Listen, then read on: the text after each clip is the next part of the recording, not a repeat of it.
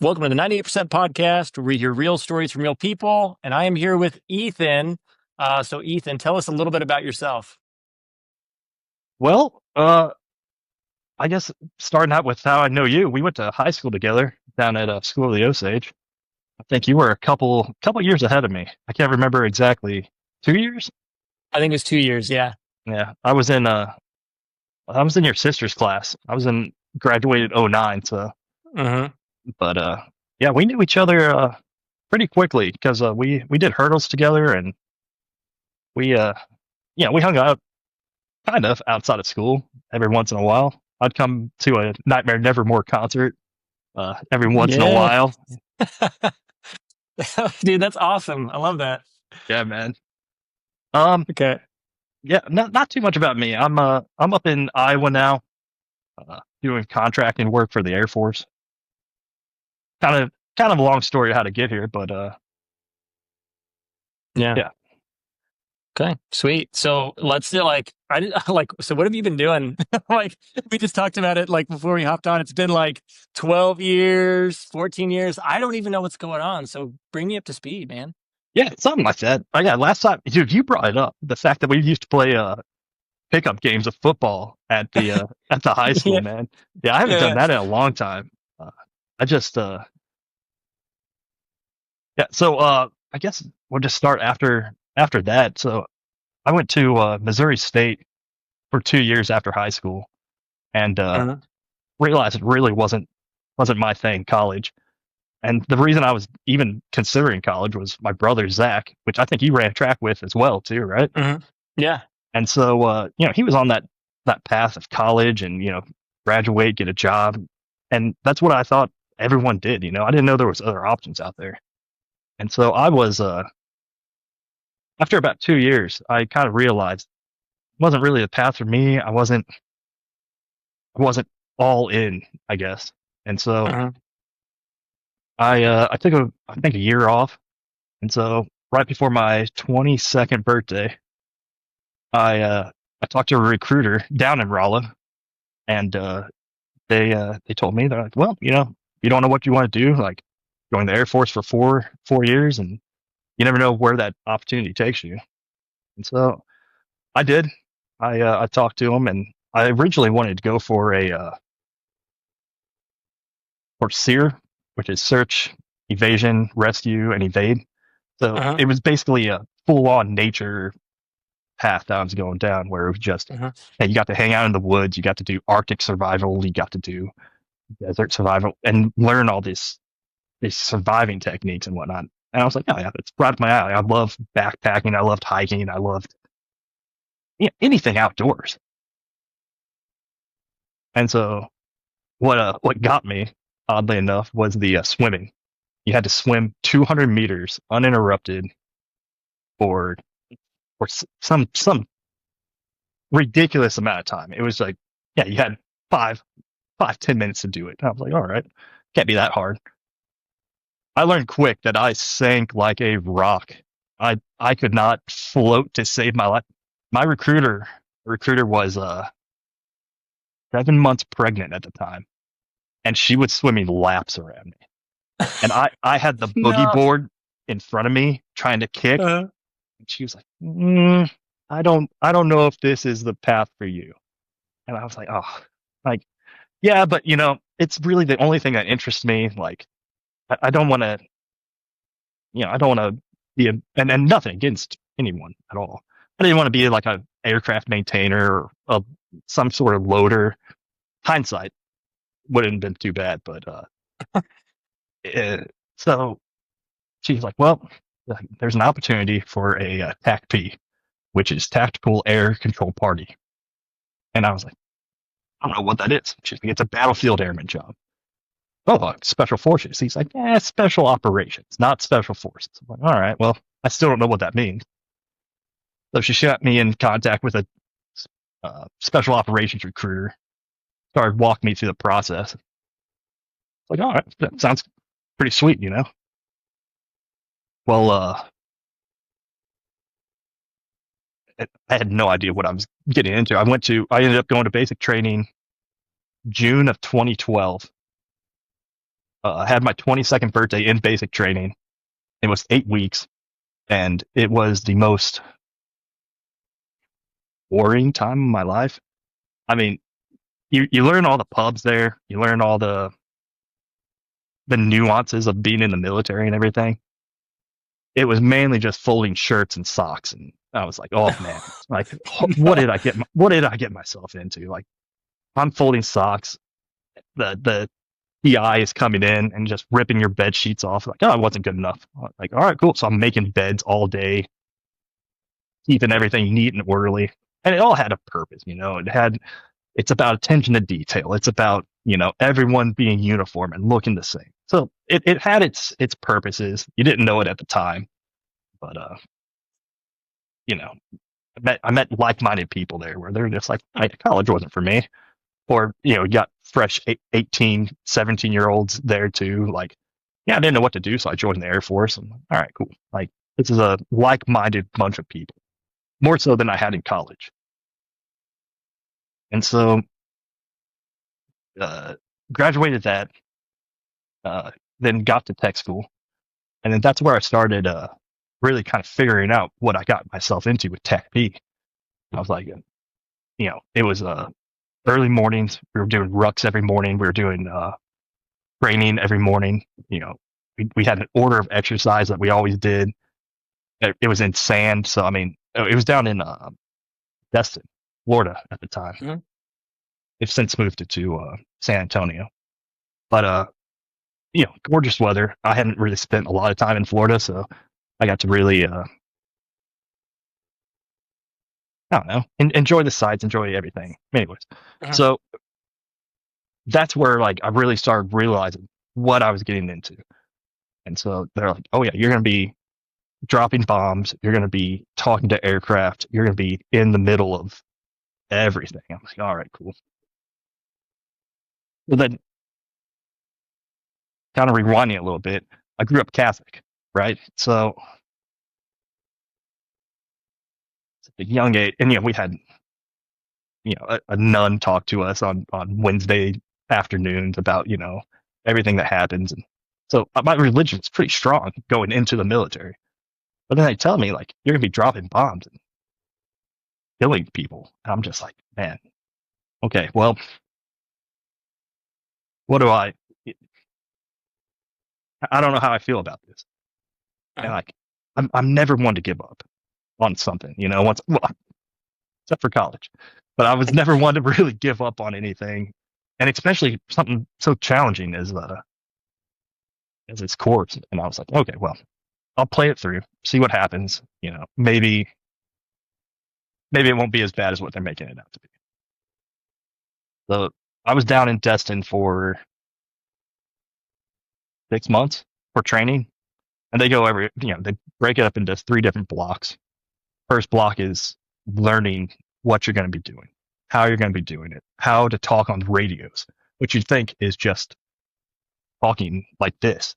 No, Mhm. it's a completely different language. You're talking, encryption. You're talking, you know, brevity was a big thing you had to learn. Was, hey, this means this. You don't use this over the radio. You never swear on the radio, or else you're really going to get in trouble.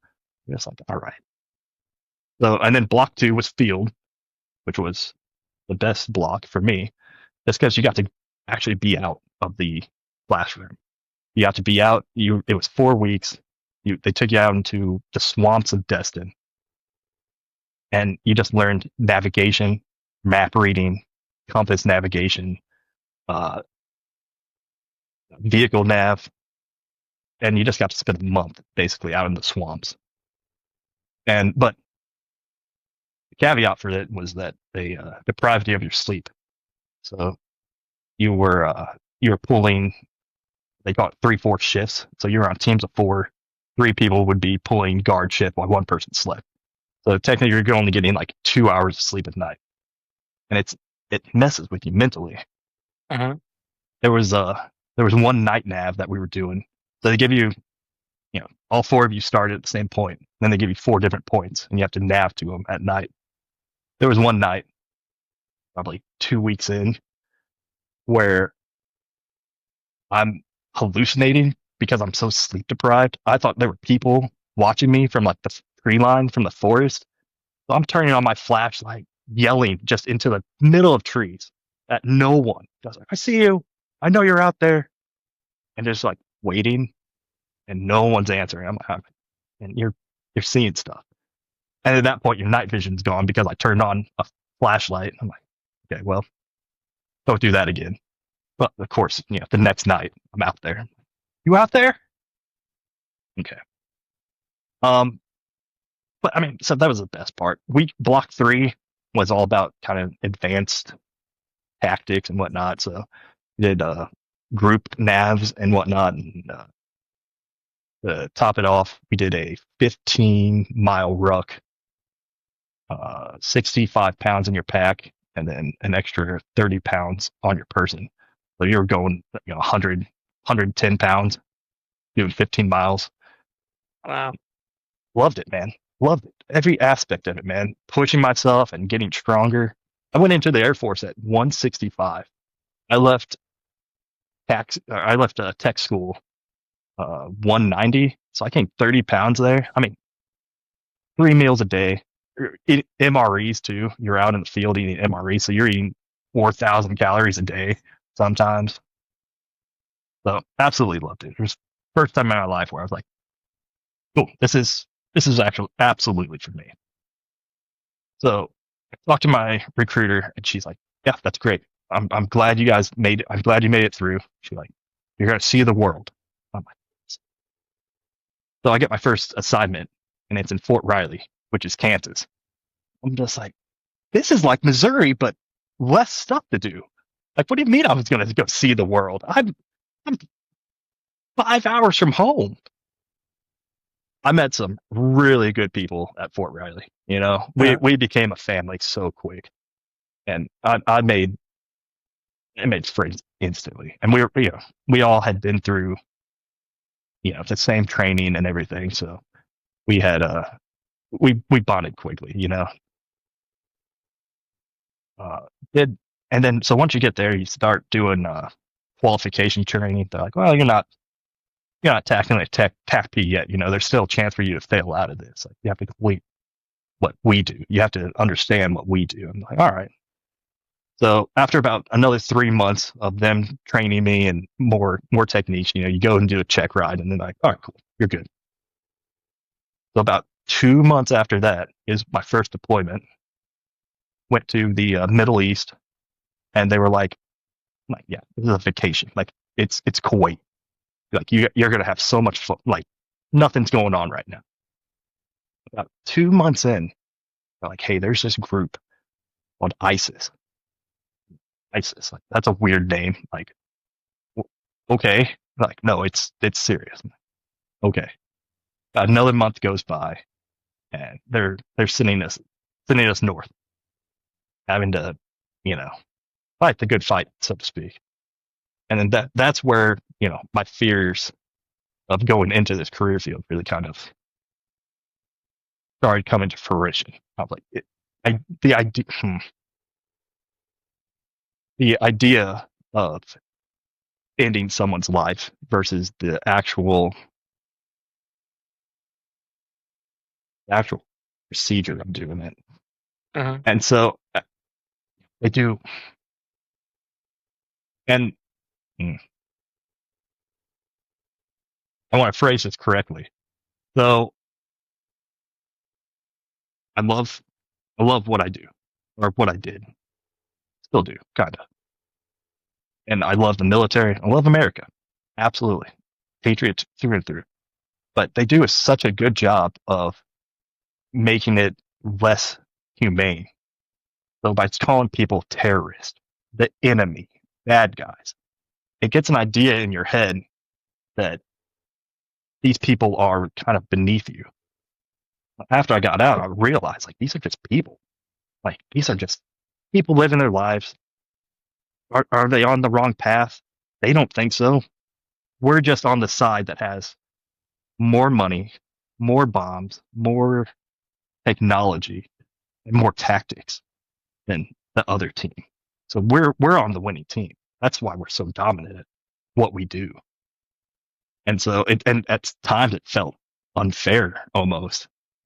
And I mean, you know, we did the job, but at what cost? I don't know. Did we do good over there? According to Uncle Sam, we did. But once you get out and you really start reflecting on that kind of stuff, I don't know. It took a toll on me pretty heavily. Um, just going back and thinking, and it's stuff like, did that guy really, what did he, yeah? My train of thought went to, what did that guy do for fun? Like, did he play Mhm. soccer? Did he play with his kids? Did he Was he just a family man and he thought he joined this militia to get rid of this government and any and think that he was doing the right thing, and then all of a sudden a 200 pound or 2,000 pound bomb just comes out of nowhere and ends his life, and that's it. And then his family is, and so it was at that point where I was like, man, and everyone praises you. Good job. You get awards, you get medals, you get to come back to America, which is, you know, yeah, you come back and everything has to be okay. You come back, your family's still here, your friends are still here. They have no idea what what you did over there. You don't have to tell them. You're the first person that I'm kind of talking to this about this. I mean, I haven't really. Anytime anyone brings it up, I kind of just push it to the side. Yeah, I was over there. We did what we did, but yeah, I kind of want to get this out. Yeah. Um, yeah, so come back and everything's normal, and it's so odd. Just you kind of have like when you're over there, you got like this river in the back of your head that's constantly flowing, and you kind of thrive off of the environment and of all the chaos and whatnot. And then you get back here, and everything's just calm, and there's so many distractions here. There's lights and bright colors and fresh air, and you're just like, oh yeah, like this is why we kind of went over there, was to preserve this. It's not chaotic, despite what the news wants you to believe, that there's Mhm. constant turmoil, and but it is yeah, it's great what we have here. Was it worth that alone? Yeah, absolutely. um, yeah, and then stayed in, did one more deployment to Korea, which actually was a vacation. That was Mhm. 9 months of just exploring. I was on a train every weekend, hopping on 12 different connections, getting to Busan, Itaewon, Seoul, went down to a lot, and just amazing culture, amazing people. We did some training out there. We did a lot of training out there during the week, and that was fun. But no hold on the weekend. They're like, yeah, go nuts. You're in a different country. Go explore. I'm like, all right. So I did. I was one of the few people. There was probably a handful of us that were just like, we're out of here. Mhm. I got a tattoo while I was over there by some guy in his apartment. He was smoking a cigarette the whole time. I'm like, this doesn't seem. I was like, it's the culture. Why not? So that second, Korea, really awesome place. Highly recommend. I want to go back. A lot of people say Japan. I want to go there too, but I would go back to Korea now. Heartbeat, food, awesome. Um, yep. And then got out 2018. I did 6 years in the Air Force. After that, I knew it wasn't going to be a career thing for me. And so got out, moved to Hawaii for 6 months. Um, went to Kauai, the furthest west island, the smallest one. Mhm. It took about 45 minutes to an hour to get all the way around the island on the road. So it got small very quickly. I spent 6 months there before I was like, It's beautiful. It's nice. Love it. I'm out. Uh, got a different job in New Mexico, and that had been a goal of mine since like fifth grade. We had to do like a presentation on like some Native American tribe, and ours was like the Navajo. I fell in love with like the idea of the Southwest, and this is perfect opportunity for me. I'm in New Mexico. Like I went to the all the built-in caves and everything. I lived my fifth grade dream in New Mexico. Not only that, I went up to Roswell, saw like the Alien Museum, did all the touristy stuff right off the bat. Um, but what really kind of made me fall in love with New Mexico was the change of scenery. Constantly the change of scenery. So I was down in the Alamogordo at first, which is about 45 minutes north of El Paso. And there's a military base there, Holloman Air Force Base. I was a range control officer. We approved aircraft coming in and you know told them where they could strike, and then they do a couple bomb drops, a couple gun runs, and then you know get off, and then you have the range to ourselves. We took tractors out all the time. We took side by sides out.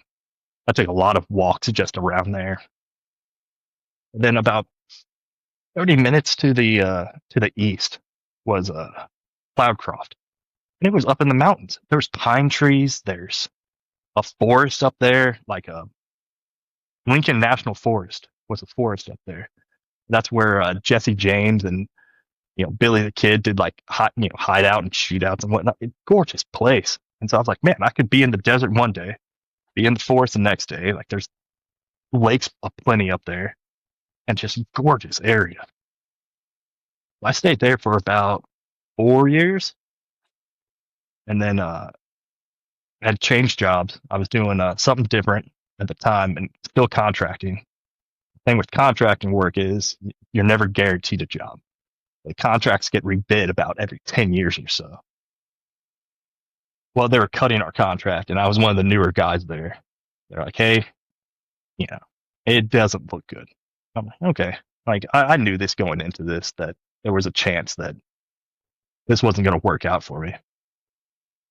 And whenever they told me this, my now wife was about 3 months pregnant. And I was like, terror every night. Am I going to find another job? Am I going to have to start working at nothing wrong, but working at McDonald's or something like that, just to provide for my child and everything. Luckily, this job that I'm at now up in Iowa came up, and I'm scrolling on Indeed. I'm like, Iowa, where the hell is Iowa? And it's like, oh, just north of Missouri. I'm like, there's a state north of Missouri now. Like, all right, sure. Like, never even, never have I been like, let's go up to Iowa and see what it's like. Man, it's been a great decision. If you've never been up here, man, it's gorgeous. Like, yeah, it's a little flat, but Des Moines specifically, so much to do, a lot of culture, a lot of restaurants. I mean, it is a melting pot of restaurants. Anything that you want. They've got a Canadian restaurant here. You can get authentic poutine, and there's Korean hot pots here. Anything that you could ever want, food wise. Dude, how long have you been there? Iowa, this is year 3. Dude, we probably crossed paths. I lived in Iowa for 2.5 years, Really? and I moved back to Kansas City probably around that same time. Were you in Des Moines? I lived in Ankeny. I lived in Alma, or sorry, um, Altoona for the first like 2 years. Yeah. Yeah, yeah. Altoona, yeah. Now I'm in Grimes. Nice. I know exactly where that is. Yeah, Dude, that was a cool place. It's funny, people don't know anything about Iowa, but Iowa's awesome. yeah, awesome, man. Yeah. And like you got two great schools. Just Mhm. you got Ames, you got Iowa State, and you had Hawkeyes down in Iowa City. Um, yeah, once we got here, we're like, you have to make an allegiance. Okay, Iowa State. We're both staties, so we're Mhm. like, yeah, so uh, what is it? The Cyhawk game's coming up next week, I think. So lot of trash talking going on right now. Mhm. Yep. So yeah, I'm working it down by the airport now for the Iowa National Guard. Yeah, Yeah, yeah. dude, that's awesome. Small world. Very small. Yeah. Last I heard, were you in Branson at some point? Yeah, Okay. Yeah. That was the yeah, last I knew where you were at. dude. Yeah, I got to get you up to speed too. So, first of all, man, like, thanks for sharing kind of your journey right now, how you kept this. We haven't even gotten to the questions yet. That's the best part. I know, man. Yeah. That's I got the rambling. no, it's perfect. It's perfect. It's perfect. But dude, yeah, it sounds like, dude, you've had quite the life since high school. Because last thing I remember is, I remember graduating, and yeah, I actually moved to Branson right out of high school. So right after I graduated, my parents moved to Branson, so that's where I went. And then I lived there for 8 years. I got married when I was up there. Then went to started working at Nike when I was there too. Yeah, you So became an Ekin, didn't you? I did. Yeah, yeah. Dude, I was jealous when I heard that, man. Whenever Yeah, so I worked at Osage Beach Nike, man, that's right. That's right. and Okay. one of our managers, did you know Ryan? Ryan, what's his last name? Hopefully he doesn't listen to this because I can't remember. Cool guy. Anyways, he was telling Yeah. me, he's like, you love Nike, man. You know the shoes inside and out. You know, like you should apply to be an Ekin. Oh, what's that?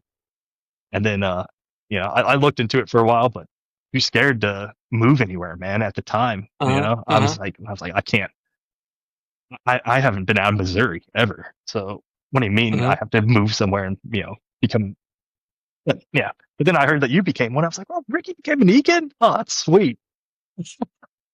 Yeah, dude, it was cool. So yeah, so started off in a store as just a part-time employee, went to full-time, figured out I like training people.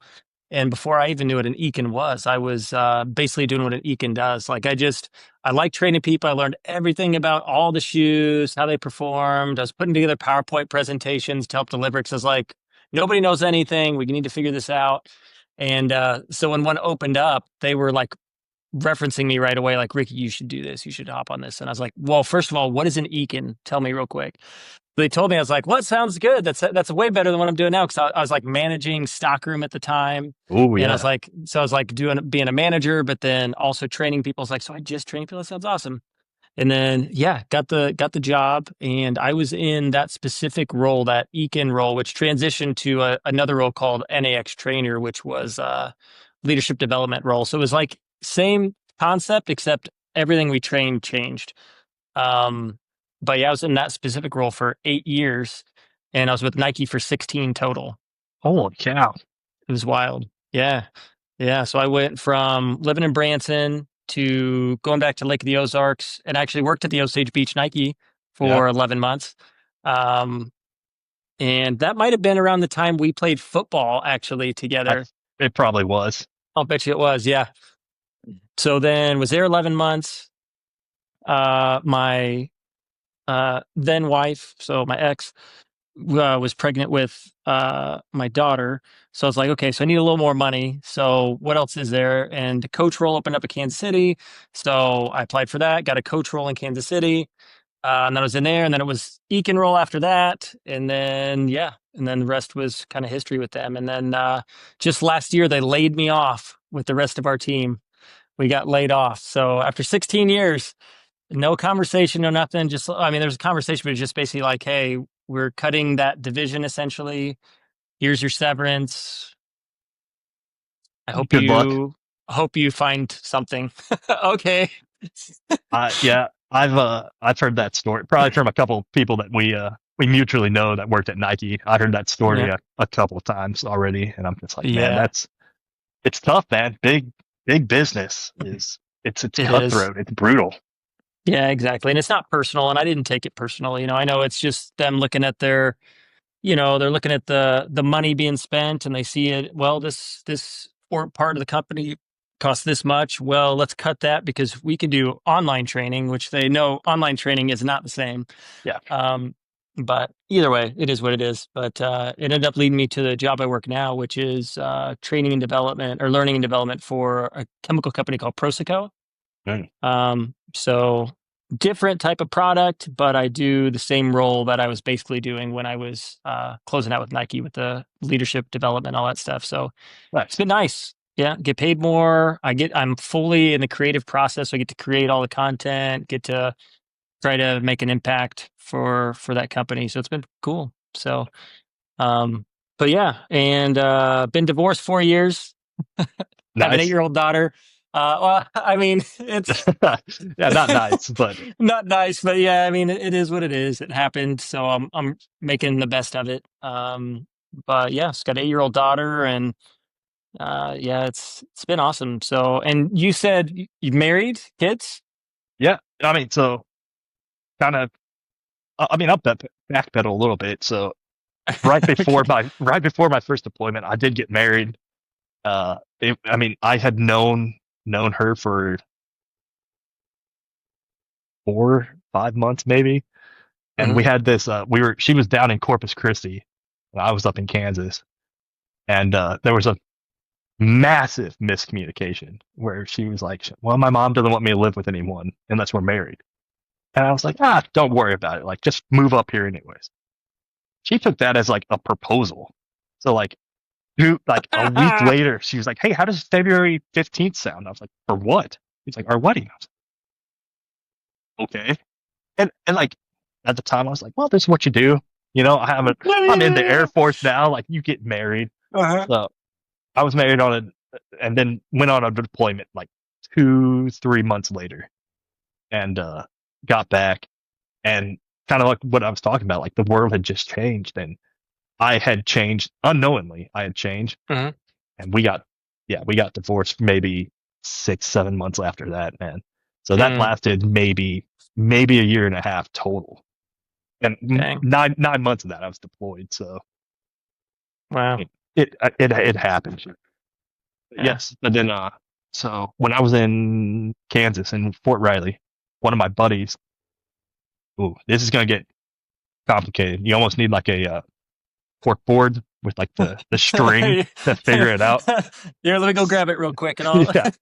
So I worked with a guy, and his wife was in a occupational therapy job, who worked with another girl, and they all lived together in Manhattan, Kansas. And so brought that other girl out to the bar one night, and we were all hanging out. I asked one of my other friends, like, "Hey, you brought her? Like, what's her deal?" He's like, "Oh, no, no, she's like a sister to me. Like, she just lives with us. She's Julie's best friend." I'm like, "Oh, do you think I could, ask her out?" And he's like, "Yeah, go for it, man. Like, I don't care." I'm like, "All right, cool." So I talked to her, and turned out to be the best decision of my life talking to her. And so asked her out, went on a couple dates, and that we had ups and downs. So I think that was 2016 is when I met her, and then deployed again. We had broken up. Things just. I was like, well, look, I'm deploying again. Like, I know how this ends. Like, I come back someone different, and let's just you know call it what it is. This is good, but it's not. I don't want it to be you know more than what it has to be, because I'm still burnt from my you know first deployment and my first wedding. And so I get back from Korea, and calls me up the day that I got back, because I deployed with her friend's husband. So she calls me up. She's like, "Hey, you doing all right?" I'm like, "Yeah, doing fine. Love Korea. Fucking nothing wrong with it." So we started dating again. I got out of the military, and by that time she was traveling doing occupational therapy. She was all over the country. She was in Colorado. She was in Alabama, I think, was her first assignment. Uh-huh. She went down to Dodge City, Kansas, at one point, which nothing there. Um, and then I was getting out, and the only job I had at the time was Hawaii. I was like, get a traveling job after Hawaii. They just weren't paying like what some of these other places were paying. She's like, well, I'll just keep working here and, we'll do the distance thing. So I asked you before this, are you still in the central time zone? Because I didn't Hmm. want you to be on at 7 and me to be on at, 5:30 or 5 o'clock at 5:30, 5 o'clock, and have a Hmm. massive time difference. It was Yeah. 7 hours, Hawaii to like Kansas. She was in Mm. Kansas at the time. And so she'd be like, hey, I'm about to go to bed. I'm like, oh, that's cool. I'm at work. Like, I can't talk right now. I can't. So we did that uh, for 5 months. And then I told her, I'm like, look, I'm quitting. I'm gonna move closer. And she was like, don't do that. No, not for me. And I was like, well, and so we broke up again. And I was like, it hurt. And then we yeah. went on like another, I think, 2 year where we just didn't talk to each other. Like, I was like, all right, cool. Good learning experience. Out of the blue one day, she just calls me again. And every single time I'm going to answer that phone call. And she was like, hey, up, let's get married. I'm like, pump, pump the brakes. Like, how are you? What are you doing? What are you up to now? Are you still traveling? And so she was up in Alamosa, Colorado, which is right on the border of New Mexico and Colorado. She didn't know I moved to New Mexico. That was a 4 hour trip. We met in Albuquerque, right in the middle. And I was like, you know what? She's right. Like, what's the point? And so I played it cool, obviously. And it was probably, we dated for another year. I was like, all right, this is really sticking this time. So I asked her to marry me on Thanksgiving of 2019. So like right in the middle of COVID and everything else going on. Hmm. And she said, yep. We got married July 3rd of 2021, 2020. Oh, hopefully she doesn't watch this either. Um, but we got married July 3rd, and it was good, and we've been together since. Never been happier. She is amazing, an amazing person, a Hmm. fantastic mother. I couldn't have asked for anyone better. But yeah, so I've got a 2.5-year-old daughter now. Wow. Yep, How's it feel being a girl dad? tough man, tough. Yeah. We are in a neighborhood of boys. There's a Oh, house, two houses over has 5 boys. Like another house wow. over here has 3 boys. I'm just like planting a cactus outside your window. I'm already planning all this stuff. Some kid will ride around in a bike and be like, "Boy," I'm like, "Yeah, that's a boy. Don't don't talk to him." But it's it's been an adventure, man. I love it. I absolutely love it. Dude, that's awesome. Yeah, it's funny when like I can't imagine having a boy now. So it's funny when we were having Rachel, we both were pretty sure we were having a boy. We just had the feeling. And the minute we did the reveal and we like cut this cake or whatever and we realized it was pink, we were like, "Oh, okay, okay." And dude, I don't know what it is. Something special. Like just the relationship between her and I and stuff. Like I can't even imagine having a boy now. Like I don't know. It's awesome. But the funny thing is that she's literally a girl version of me though at 8 years old, which is kind of wild to see. It's kind of fun though.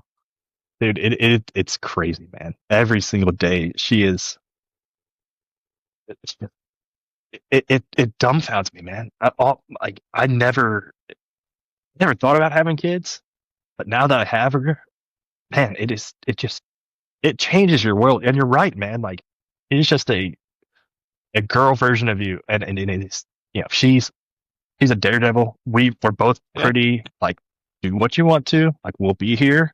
So she's climbing. Like we were painting the garage the other day. She's climbing the ladder, 9 rings up. I'm just like, okay, like, hey, there's consequences if you fall. Like I'm right behind her, obviously, but Hmm.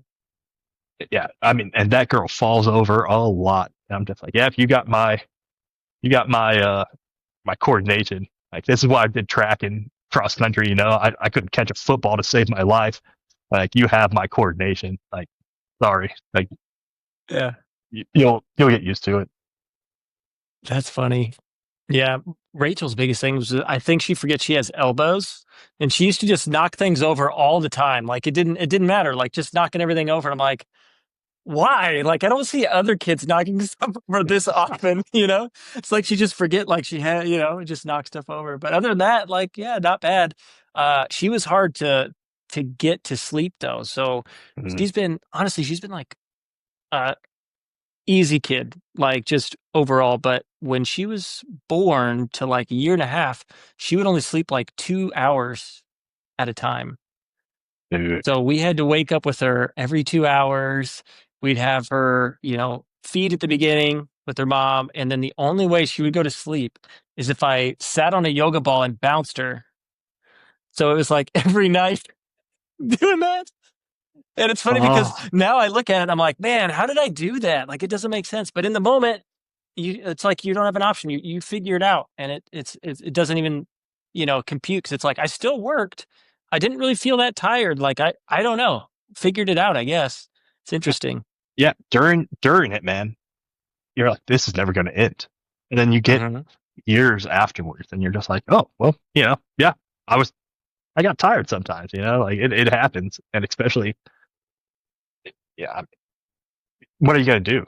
You can't just let her cry. So like, you have Oh, to, of course, yeah. it's a mental thing. You just Hmm. figure it out. You're like, yeah, cool. Yeah, I'm awake. Hmm. She's awake. We're all awake. I'll take care of this.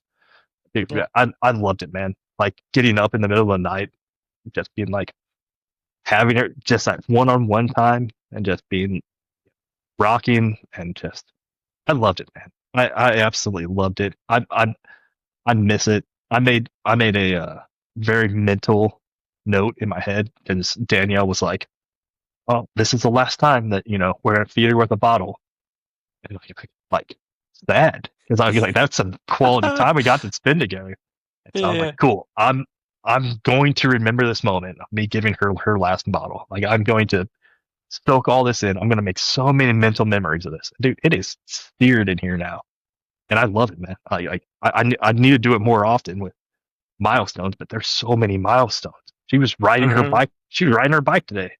I'm just like, what did she learn how to ride a bike? They're like, oh, she's been riding for weeks now. I'm like, okay. Okay. Dude, that's awesome. So, yeah, I think, and just to tell the audience, because we're going to get to questions here in a second, but Mm. like, the first one, right? How do you know me? Like, when I think about it, like, we really met, I think, was through hurdles. I think, think that's literally, I'm pretty sure how we actually came in contact and how we actually got pretty close. Cause I feel like we were a pretty solid hurdle team, if I recall. You, me, Marshall Pope, Josh Coltonbrod was the Josh senior Coldenbraun, at the yeah. time. Yep. Yeah, Yep. when I was a junior, yeah. So we had one in each grade. I Yep. remember that. Um, Yeah. I was a yeah, freshman starting out, not knowing what yeah, 300-meter hurdles were, and just being like, yeah. how hard can this be? Like, I already ran the 400, so Hmm. just throw a hurdle in front of it for 100 meters less. Like, Hmm. how difficult can this be? And then, uh, yeah, you were number one. No, Josh, I can't remember. You were So, number one. Josh so, was two, and then I took Josh's place my freshman year, and he only did 110s. yeah. I felt bad because Josh I was like he know, was I like know. he was like our leader, and then I feel like me and Marshall passed him up. And then did you said you passed him up too Yeah, I passed him up in 300 hurdles. I think you and in the Marshall 300? That's passed him right. in the we, 110s. we did, and I felt so bad because he had the like most flawless technique, if I recall. I feel like his technique was He was solid. I always on just the ground, always stretching, dude, all like dude. looked great. Yep. Yeah, because junior year is when I stopped growing finally. And junior year was when I started getting like, I started getting my balance back, my speed back. And yeah, junior and senior year was when I took off for sure. But yeah, and then you and we did the 300 hurdles. And yeah, I think I only beat you one meet in the 300 hurdles because you always had me at those. I remember that. Hey, can I read something to you? Yeah. So this is from the Eldon Advertiser, and Okay. I just went down to like my archive and found this. Uh, After finishing 1 and 2 with personal best were Ethan DeGraffenreid 43-36 and Ricky McDowell 43-43. So I mean, you were 1/10 of a Yeah, second behind me I in know. the 300-meter hurdles, and then I mean, it goes on. you said some really nice things about me. Or, well, I said Ricky was the one that really pushed me. If it wasn't for Ricky being ahead of me on that last hurdle, I don't think I would have won. Just having a teammate that can push you, it makes all the difference. Having a teammate that can run the same time as you just helps a lot. And then you said, it's fine. He's my teammate. I just didn't have it. I tried to push as hard as I could. I gave it my all.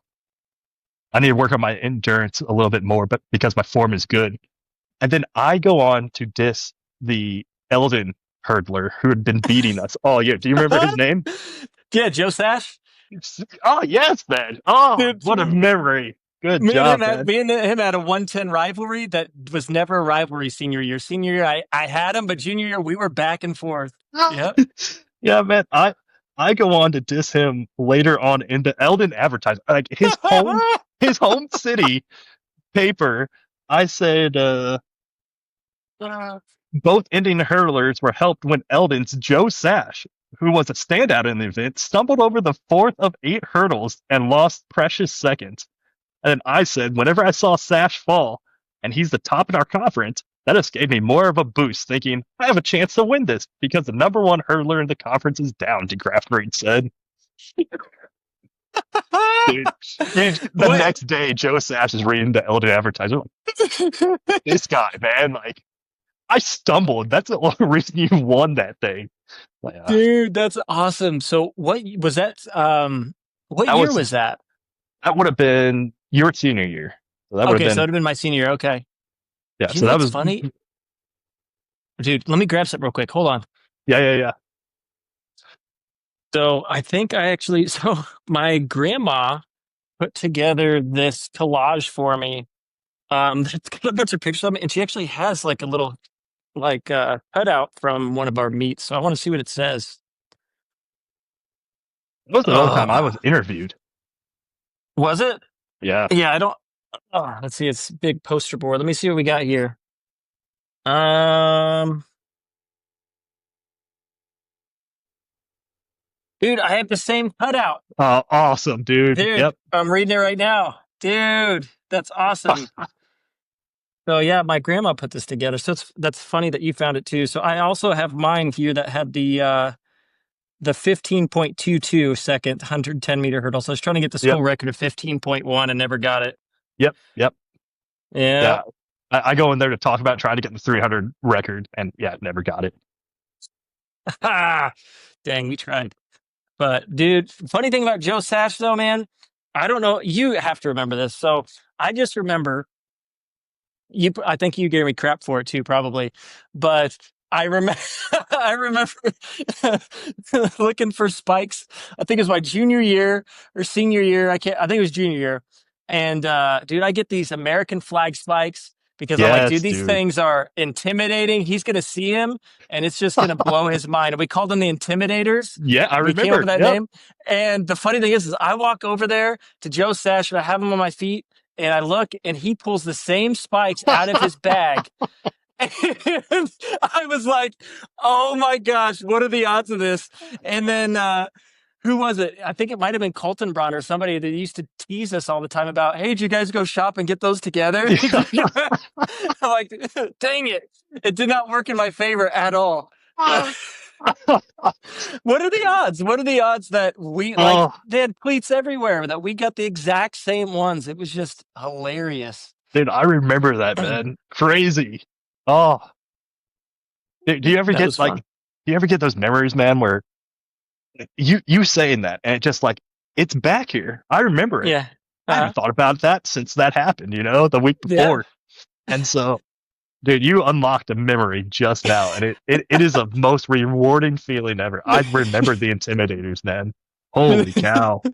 Dude, it's funny. I wouldn't even remember what they were called unless I started telling that story. And I'm like, I don't know why I still remember that, but I remember it because I was just cracking up because I was like, wow, that was just one of those those Weird. memories. Yeah, Man, I miss those days, man. Man, did you get them out of an East Bay catalog? I did. Yeah, So me dude. and him I got both mine out ordered of out the East same Bay. one. Yep. Yeah, dude, didn't you get like jumping spikes or something? You got some you got legit hurdle spikes, didn't you? I did, yeah. So That's they were what it like was. they were somewhat Uh-huh. like this. Yeah. And so I yeah, I got the remember. legit hurdle spikes. They were blue. I I kept a remember. poker chip in the zipper part of them. Yeah. straight, I dude. remember I, those so being like, dang.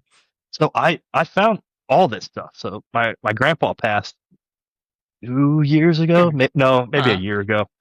And so my grandma's like, well, we're gonna start cleaning out the attic. Like who knows when my time's next. I'm like, all right.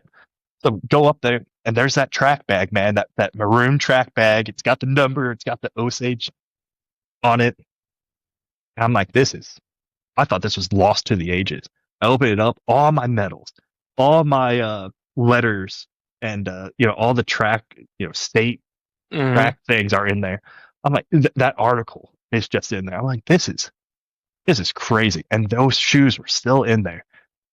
And I look at them, and I'm just like, I am a nostalgic man.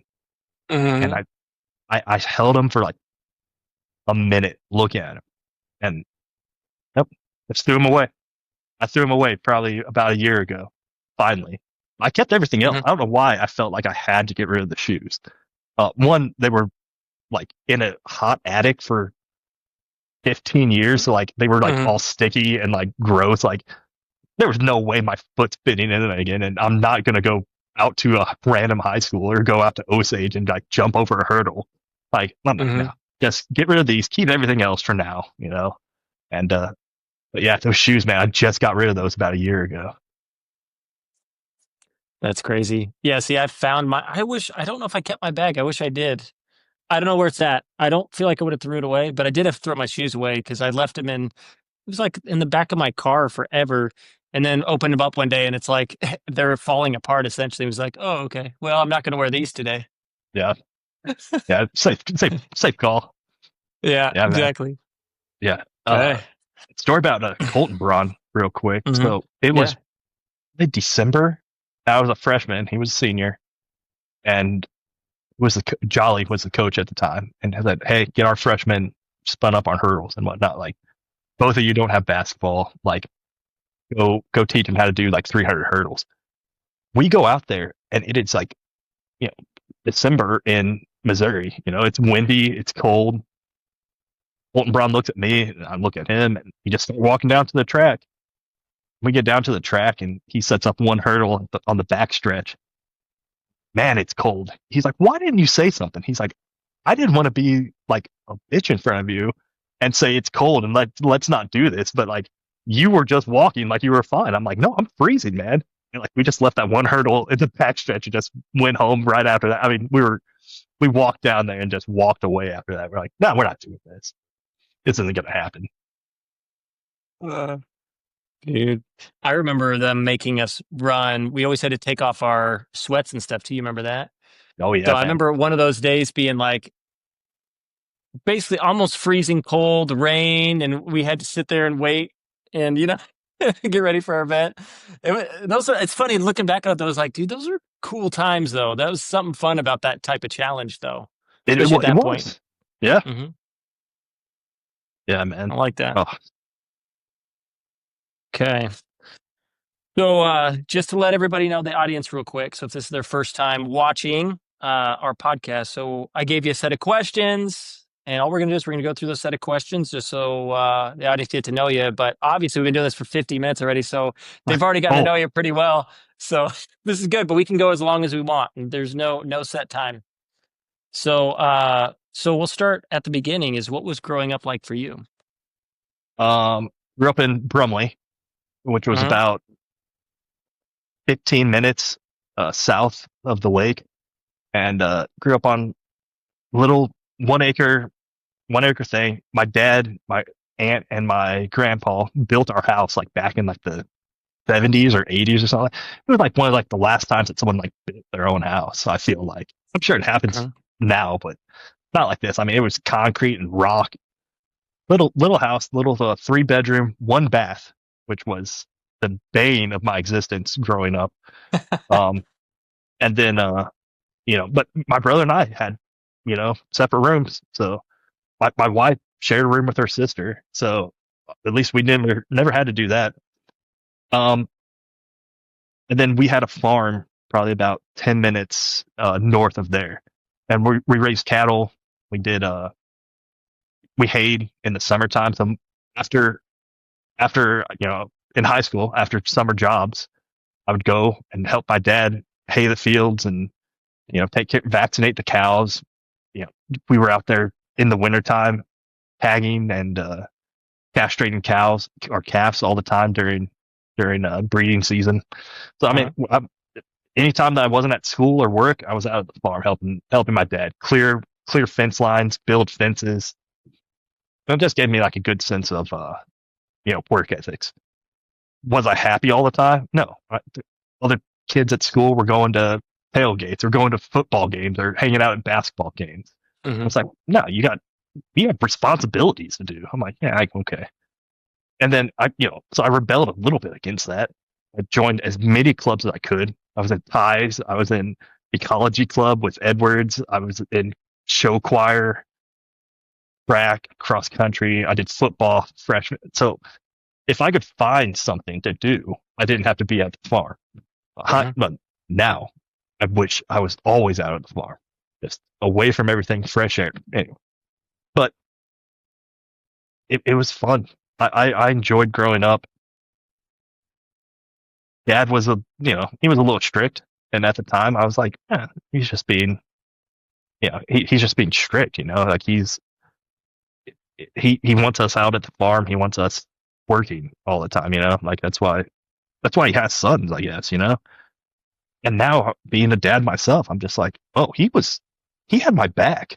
Like he was looking out for me. Like when those other kids were out tailgating and stuff like that, like, you'd hear, I'd come back Monday morning and be like, oh yeah, so and so got caught with beer out in the woods or something like that. Hmm. I'm like, probably a good thing I wasn't out there with them because I would have been Hmm. right there in trouble with them. My dad really looked out for me, and it takes growing up and becoming a father yourself to realize, yeah, like he always had my back. What else? Oh, jobs. I took some notes today because I was very nervous about coming here. So Yeah. first job was I was 14 and I applied at Quiznos. Dude, I And remember Quiznos. You made me a sub there once. I started there, and the manager there was like, "Yeah, you're hired. Like, we absolutely need someone here." And then he was like, "Oh, you're 14." He's like, "I can't hire you. Like, Missouri laws, you have to be 15." Well, you turn 15 in about 3 weeks. He's like, "We'll give you the job." So I worked at Quiznos like 3 weeks underage of like minimum age working. I was like, all right, whatever. I don't care. I worked there with Harry Whitaker, Adam Otto, and Tyler Mayer. We were like the original four people that worked there. And then they were older than me. I think, were they in your class or older? They were in your class. Yeah, they're in my class. Yeah, so they quit pretty early on. And then like I kind of moved up in positions. And then I'm pretty sure I'm the sole reason that Quiznos closed down, because they gave me like register access, and anytime that I knew anyone, I would give them like a 90% discount on subs, and just be like, oh, Oh this no. this $14 sub is all of a sudden 125. And no morals, no ethics. I'm 15-year-old working the register. I'm just Oh like, my goodness. yeah, this is the way to go. And then like 2 years later, they're like, yeah, it's not a Quiznos anymore. Now it's a pizza place. I'm sorry. So that was not a I don't Uh, know. And then I worked at NASCAR, the big yeah, go kart track over where yeah. Coles is now. I worked at Castle Rock. I ended up working at Castle Rock too for Steve Dean. Yeah, yeah. Yeah, I ended up working there after NASCAR closed down. Then Hmm. I worked Pizza Hut delivery driver. I've worked there with a couple people that I went to school with. One, there was a couple older than me too that worked there. And then then Nike was where I finished out my high school job kind of circuit before I joined the Air Force. Pretty awesome. Yeah, I've never stayed at a place too long. Nike was the Yeah, longest. I think I stayed at a job until the Air Force. yeah. It was about the same for me. I mean, I stayed there not 16 years, but before that, yeah, it was just a bunch of different jobs. It was Castle Rock, well, other than construction with my dad, I guess, but Yeah. Castle Rock, Outback Steakhouse. Oh, nice. Um, Actually, that might have been the only ones for Did that. you work? So I Did you didn't. work with my brother? Because he worked Uh, at Outback. did he? Yeah. I don't Him think I did. him and the Wayne brothers.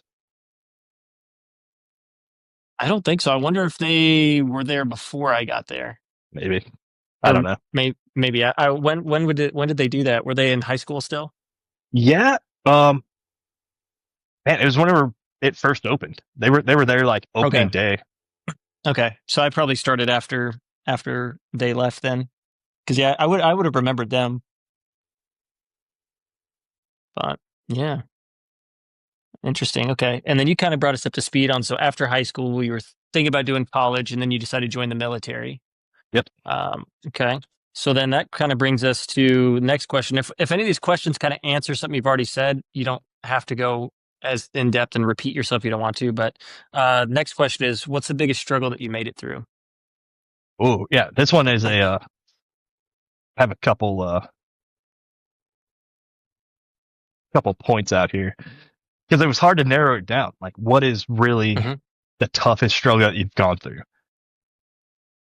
So, first one I was college was I thought I had to follow Zach's path from the time that I was conscious to the time I dropped out of college. It was, well, this is what Zach did. Zach ran track. He did distance. I should Hmm. do distance. Zach did show choir. I'm gonna do show choir. And so, he was always kind of the just right ahead of me. And I was just Hmm. like, cool, this is the path that I follow. And then coming to terms with like, well, this is kind of where this ends. This is where the roads kind of split off. Zach has his Hmm. career, and I'm college isn't for me. So at that point, I was pretty lost, and I was just like, even at the time, I was like, what would Zach do if he wouldn't have finished college? What would he have done? And I didn't have an answer.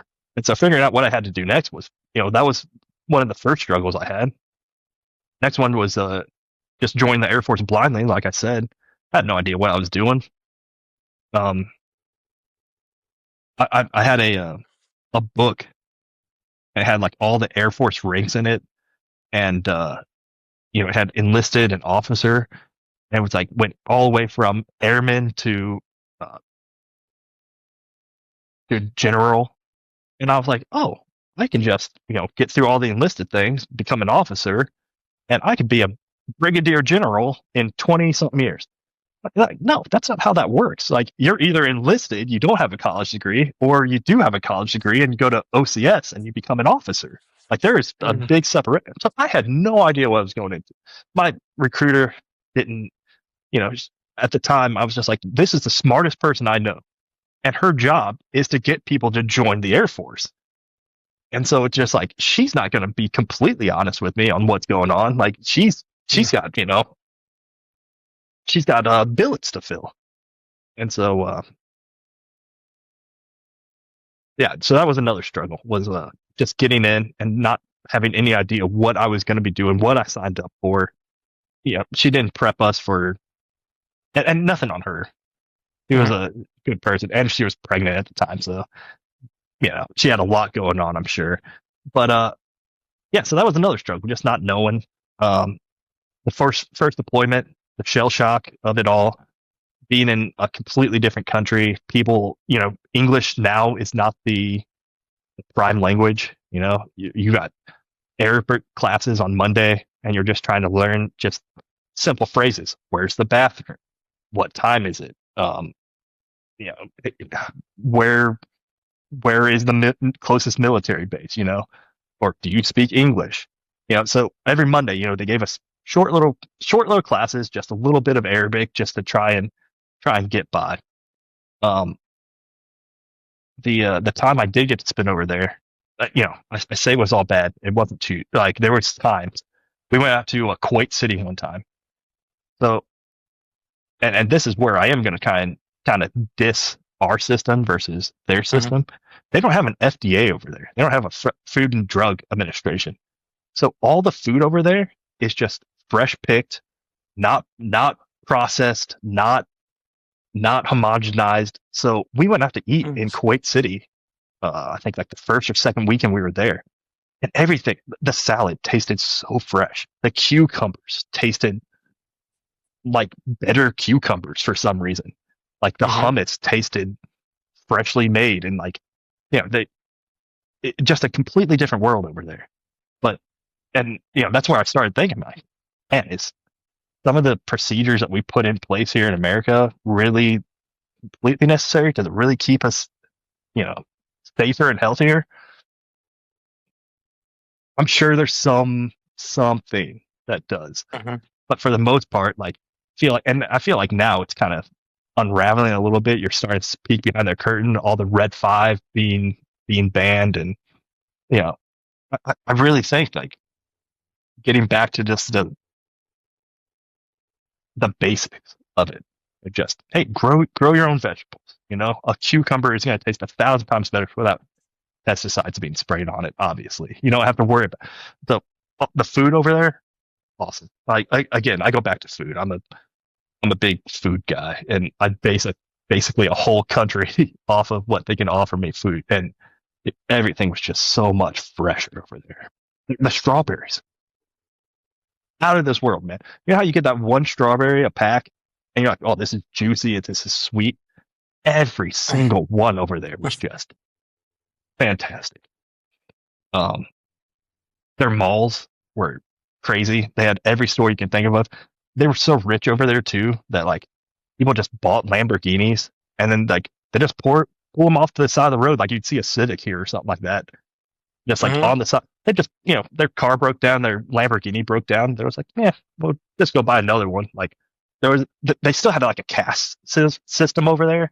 Or, like Uh-huh. there was like a hierarchy, but like those people that were up here, like they were like, yeah, just buy another Lamborghini. It's not a big deal. So you saw Lamborghinis over there constantly. I was just like, well, this is, they're living a good life. Um, Uh-huh. there was like a gold fountain. I'm pretty sure solid gold fountain over in their mall in Kuwait City, and like that's where like all the jewelry stores were, like all around, like all these giant. Like I don't belong here. Like already, I didn't feel like I belonged there, but like being in that mall, like you feel so small and insignificant, and you're just like, man, this puts any mall in America to shame. Um, what else was over? I mean, and then but then you got out of the city, and then you had desert, you had camels, trap. They didn't have littering policies over there, so there was just people would just be driving, throw out a, a McDonald's wrapper, and like not even think twice about it. Like, oh, I'm not gonna get a Hmm. ticket for this. Like, this isn't gonna hurt. This isn't gonna harm the environment at all. And so, it's just a completely different world, and it's good to immerse yourself in that kind of stuff every once in a while because you get here and you're like, oh yeah, that guy deserves to be pulled over for throwing out that McDonald's wrapper. Like keep this place a little nice. Wait, no, I'm sounding like a tree hugger at this point. Um, and then yeah, the other struggle was getting out of the Air Force, trying to figure out what I did. While you were in the Air Force, you had structure, you had you did what you were told, and that was such a good place for me because I was like, I don't know what to do. And there's just a guy being like, this is where you're going to live. You're going to go here. You're going to train on this day. You are going to deploy for 9 months over here. I'm just like, yep. And that's what I needed at the time was just, so then getting out and they're like, there's no one telling you what to do. I'm just like, oh no, I'm back to being out of college. Like, what do I do? What do I want to do? Like, what's the next steps? And like, I have to figure that out. And again, it's just a process. It helps you grow, and you have to figure it out. And everything's going to be okay one way or the other. That's what I ended up finding out. No matter what, through all those struggles, I figured it out, and I'm better for it. I'm smarter, I'm stronger than I was yesterday, and then I was 15 years ago. And so, and it's good. it's a good lesson to like learn, and it's a good lesson to teach. But whenever I was New Mexico when the contract got cut, I called my dad again, like, solid guy, and I was just like, hey, I'm gonna get fired. I don't know what to do. I got a kid on the way. Like I'm scared. And he's like, hey, you've gotten this far already. Like, how is this any different than joining the Air Force or like doing like just look for jobs. You're gonna land on your feet. And then next day, maybe next week, I got the job in Iowa, and they were just like, yeah, he's right. And so ever since that day, I was like, they talk about cutting the contract here last year. We got rebid, so we're good for the next 10 years.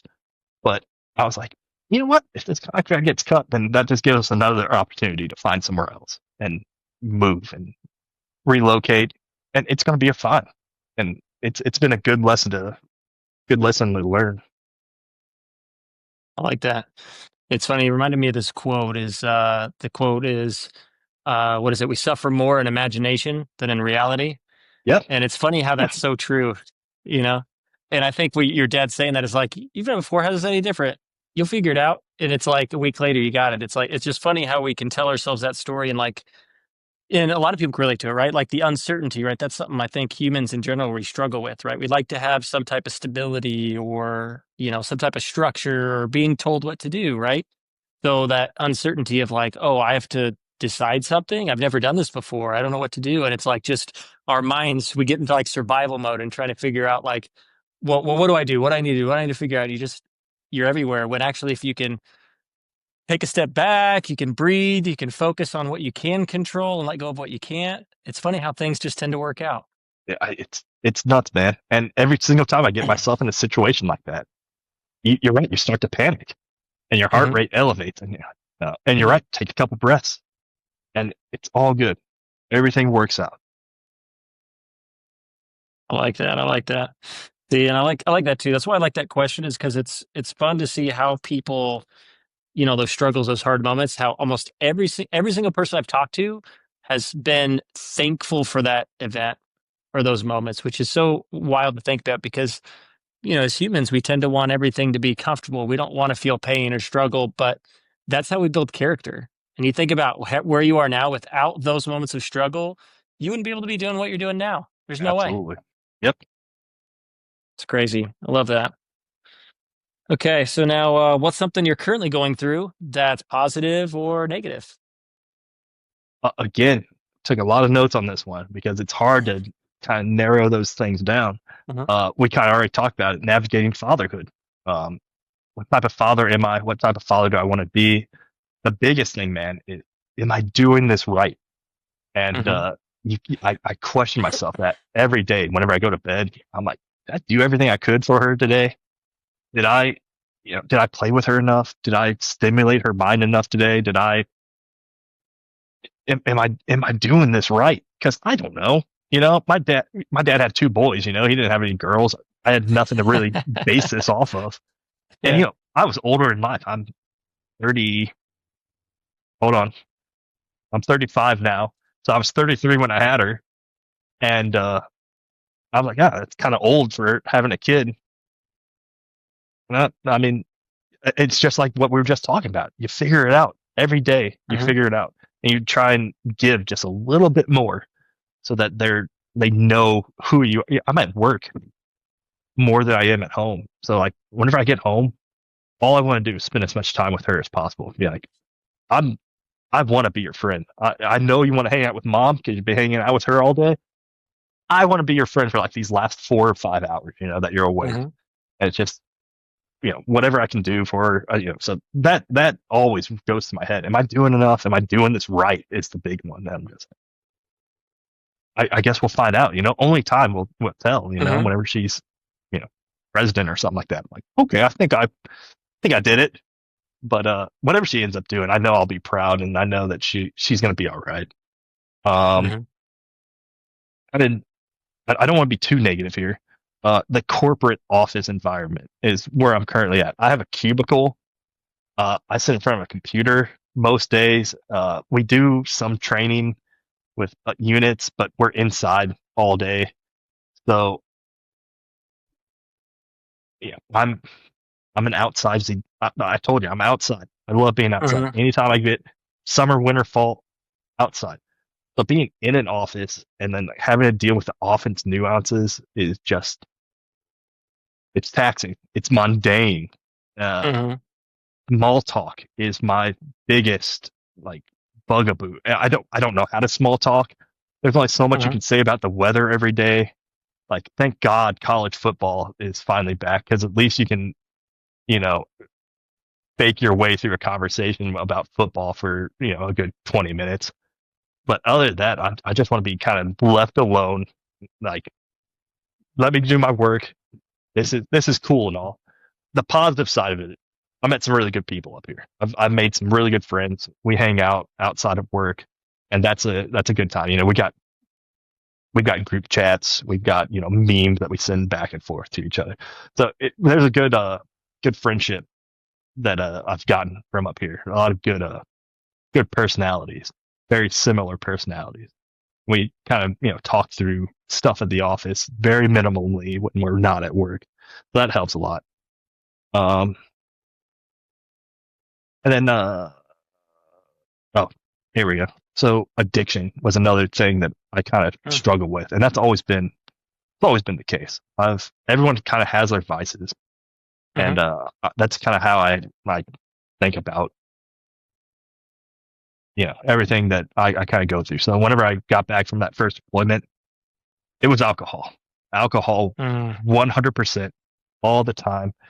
Taco Tuesdays we were drinking. Thursday, Friday, Saturday night we were out in the bar area out in Manhattan, Kansas, and just throwing money away. But it was how I coped with Yeah. my first deployment, and it was I don't know. So like I said, it was a waste of money.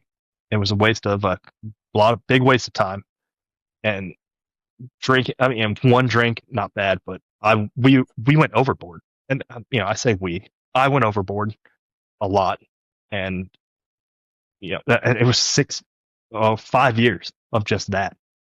Like every, I mean, going on a 9 month deployment in a dry country, it was the best thing for us, honest. Like, well, that aspect, couldn't drink over there, and that was fine. It needed to happen.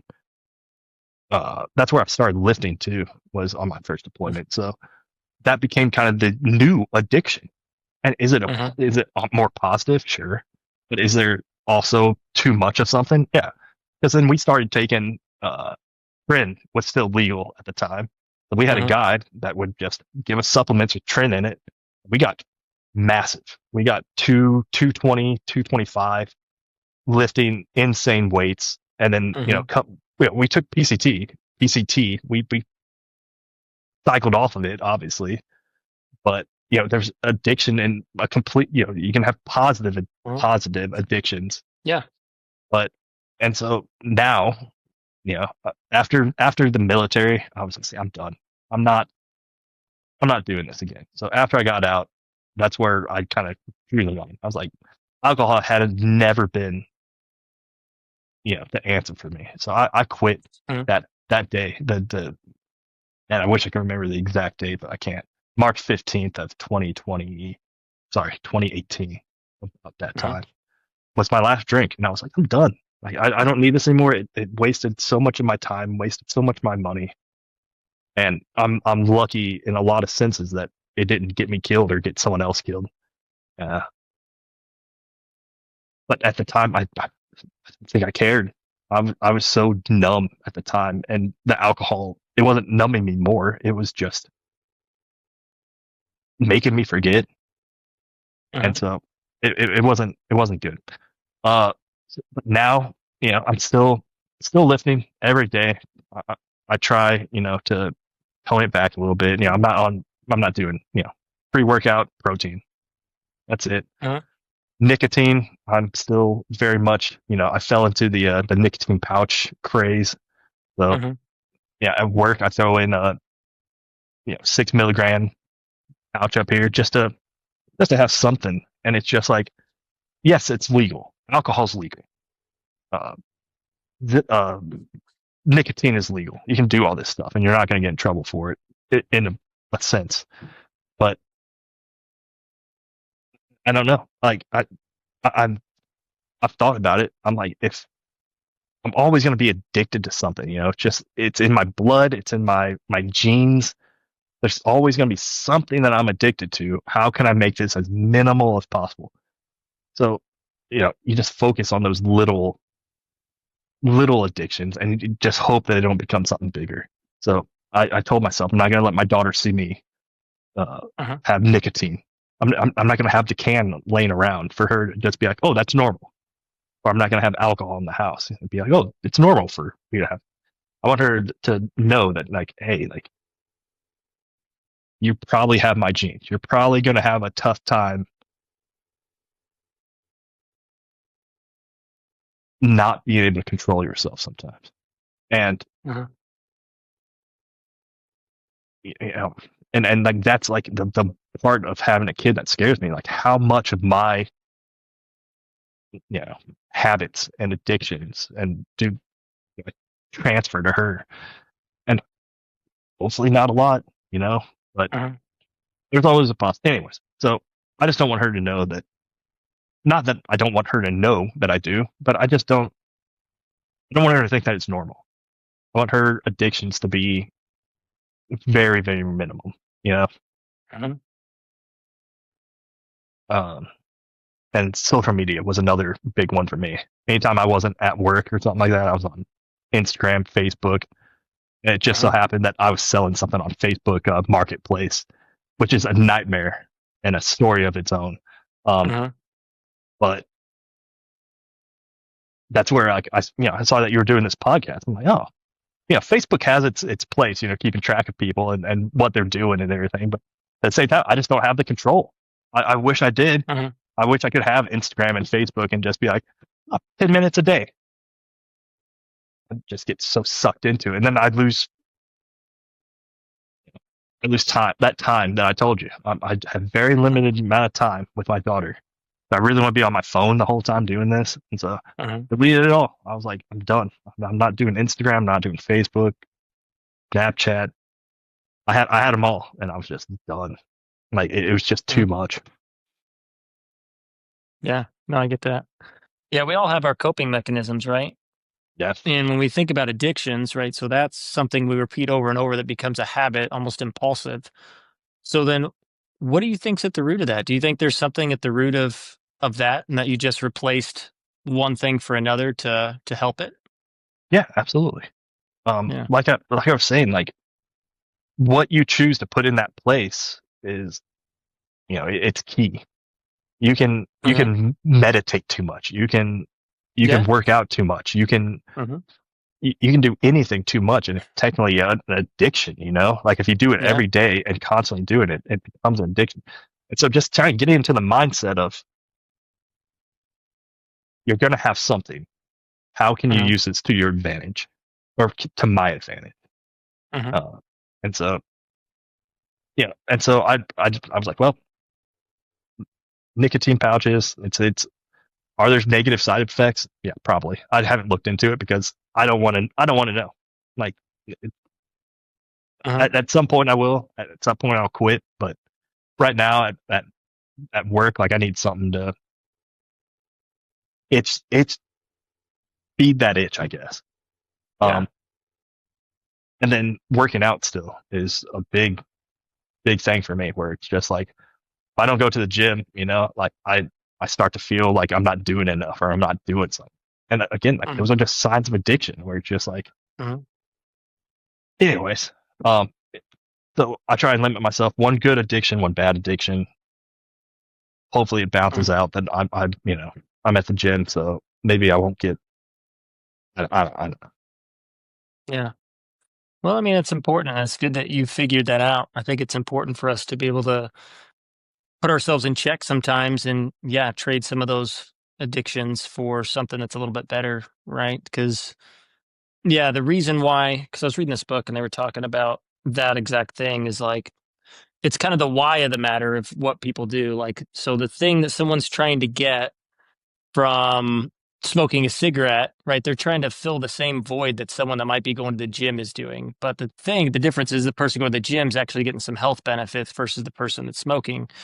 So it's like really addressing like, so what is the why? So what is going on there that we're trying to do something for essentially? Like, so it was just an interesting concept. So I thought that was interesting is it's like we all have our vices, we all have our things, but there's always better options. We can always have better things to put in place, um, that are better for us essentially. Yep. Yeah. Okay. Sweet. So next question. So who has changed your life that doesn't know it? Yeah, this one I thought about for a while. Mm-hmm. I really haven't. I didn't come up with anything, man. And Really? that doesn't know it. I mean, I'm pretty vocal. I'm an Good. emotional guy. I'm an emotional guy too. So anytime that like a friend helps me out, I'm like, dude, thank you. Like you're a lifesaver. Uh, I just gotta go back to my wife, man. Like, and I tell her every day just how grateful I am that she is here, that she is raising our daughter the way that she's being raised, and she's the best partner I could have asked for. Um, she changed. So I was living in New Mexico at the time, living in a buddy's house, uh, not really doing anything with my life. I was just kind of going through the steps, going to work, hanging out, come home, play video games, and then go to bed. And then she comes into my life, and I was like, man, okay, if I'm gonna do this, I'm gonna do this right. So for some reason, I was like, the first thing I got to change my credit score. And so I got onto Credit Karma. I was like, what is this? Like I know she's meticulous about her finances and everything, and like I'm Mm-hmm. pretty lax about it. I Mm-hmm. look at it, and it wasn't bad by any means. I wasn't, uh, but there was definitely like some marks against it. I was like, okay, cool. Mm-hmm. I need to just start taking care of this. And we set the wedding 6 to 7 months in advance. I was like, I'm getting all these negative things in my credit. I'm taking care of them. Yeah, I spent a lot of money paying off a lot of like not collections, but I had an apartment back in Kansas Yeah. that I had with a roommate, and his dog uh, just destroyed the place. Diarrhea. They left the windows open, so like rain got in, and so I had to call like a house that I lived at 5 years prior to the landlord and be like, "Hey, I see this went to collections. I'm sorry. How can I pay this off?" And they're like, "Oh, here's the number. Just pay us directly." I tried getting a hold of my old roommate, changed his number, so I was like, "Cool, I'll take care of this. I want all this, you know, off my record." And then got my credit score up in like 8 months, like an extra 200 points. And Nice. I was like, cool. Like now that we're gonna get married and this kind of affects this, like we're almost on equal levels. Like I'm not gonna bring her down too much. So like that alone, it helped. Hindsight, buying a car, buying a house has really Mm-hmm. helped. Being like, oh well, yeah, of course. Like unknowingly, she helped me get to where I am now. By Mm-hmm. me wanting to be better for not just Mm-hmm. myself but for her, and Mm-hmm. so I don't bring her down. So she holds me accountable, and she doesn't. Mm-hmm. Yeah, she doesn't know it, but she does hold me accountable. That's awesome. Wow. That's cool. Good answer, by the way. That was a great Thank you. answer. Okay, so what's a skill or talent you can share with us? We kind of hit on it already. Is about habits, and then I like I said, I've been doing a lot of reading and Mm-hmm. a lot of study of habits, and I don't know why Mm-hmm. it just interests me a lot. And so, yep, the example that I wrote down is hitting the snooze button. So, Mm-hmm. notorious of having hitting snooze, going back to bed for 15 minutes, waking up, Mm-hmm. hitting snooze again. Hindsight, it makes you groggier when you do that. Hmm. So it resets your brain of like, oh, I'm going back to sleep. And then your Yep. brain thinks you've only slept for 15 minutes. Hmm. And so just waking up, hitting off, getting up, you're going to feel more energized and more ready to go for the day. And so that alone, that little habit, small changes throughout your day, makes you a better person, makes you Hmm. feel more energetic, and like, so that one small habit, big ripple effect. Did you read Atomic Habits? It did. Yeah. I Dude, love I Atomic love Habit, I dude. love that book. Dude, that book, funny thing about that book is I read it and I forgot how much I took from it until like it was years and years later. And I did a book club for work about Atomic Habits. And as I was reading through it, I was like, oh my gosh, I took so much from this book that it like is just ingrained in me now that I forgot that I initially got from that book. Dude, it's a good book. Dude, yeah, mind blown, man. It is Yeah. just you're right. You absorb so much from it, and it's easy, not Oh, easy, but it's yeah. It's simple to digest. Like it's written out in a way where it's easy to take in and apply. Yep. yeah. Love that. Okay, so what are you learning about currently that you could teach us? Uh, learning a lot. So like two years ago, again, my wife making me holding me accountable and making me a better person, and then realizing I was gonna. Well, at the time we didn't know we were pregnant, so that didn't have anything to do with it. But I was like, I'm gonna go back to school. I'm going to get my bachelor's. I'm gonna finish this out, and then take that patch that I had where I was like, I can't do college.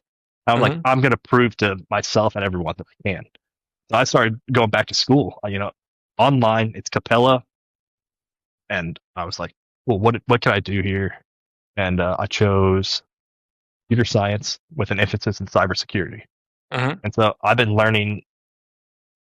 I mean, anything from project management to coding with Python, and just you know learning how to write a paper again after not doing it for so long and finding credible references is just you know it reminded me of why I quit college in the first place. But I was like, I'm going to do it this time. So 1 to 2 Hmm. classes a semester. I'm like, cool. That's what I'm going to learn about. I'm going to learn about you know cybersecurity. And so I was thinking about this, like, what can I teach? Like, that's going to be easily digestible and all this other thing. So in the Air Force, we have to do CBTs, and a lot of them are on OPSEC, which is operational security, which is just security that we do every day. Something that's going to little bits and pieces that people can use for to attack you in some way or another. So let's say that you have your Facebook as public. Anyone can find you. Type in Ethan DeGraffenreid. It Hmm. has your hometown listed. It has where you live now. It has all your relatives being like, oh, well, these are your relatives. That all that little bit of information can be plucked and be used, and then next thing you know, your grandma's getting a call saying, "Hey, Ethan's in trouble with the IRS. He doesn't needs $500, and we can take care of this for him." And then your grandma's just like, "Oh, it's my grandson, of course." Like, hey, does he still live in Iowa? Like, oh yeah, he does. Like, cool. This guy does know my grandson and all this other stuff. So keeping all that little information off, keeping your social media pretty much scrubbed as much as possible. I get what social media is for, but at the same time, like it's easy to learn something about someone with just a simple Google search. And Hmm. it, you know, uh, they kind of teach you about this, and then you kind of learn the techniques that the bad people use.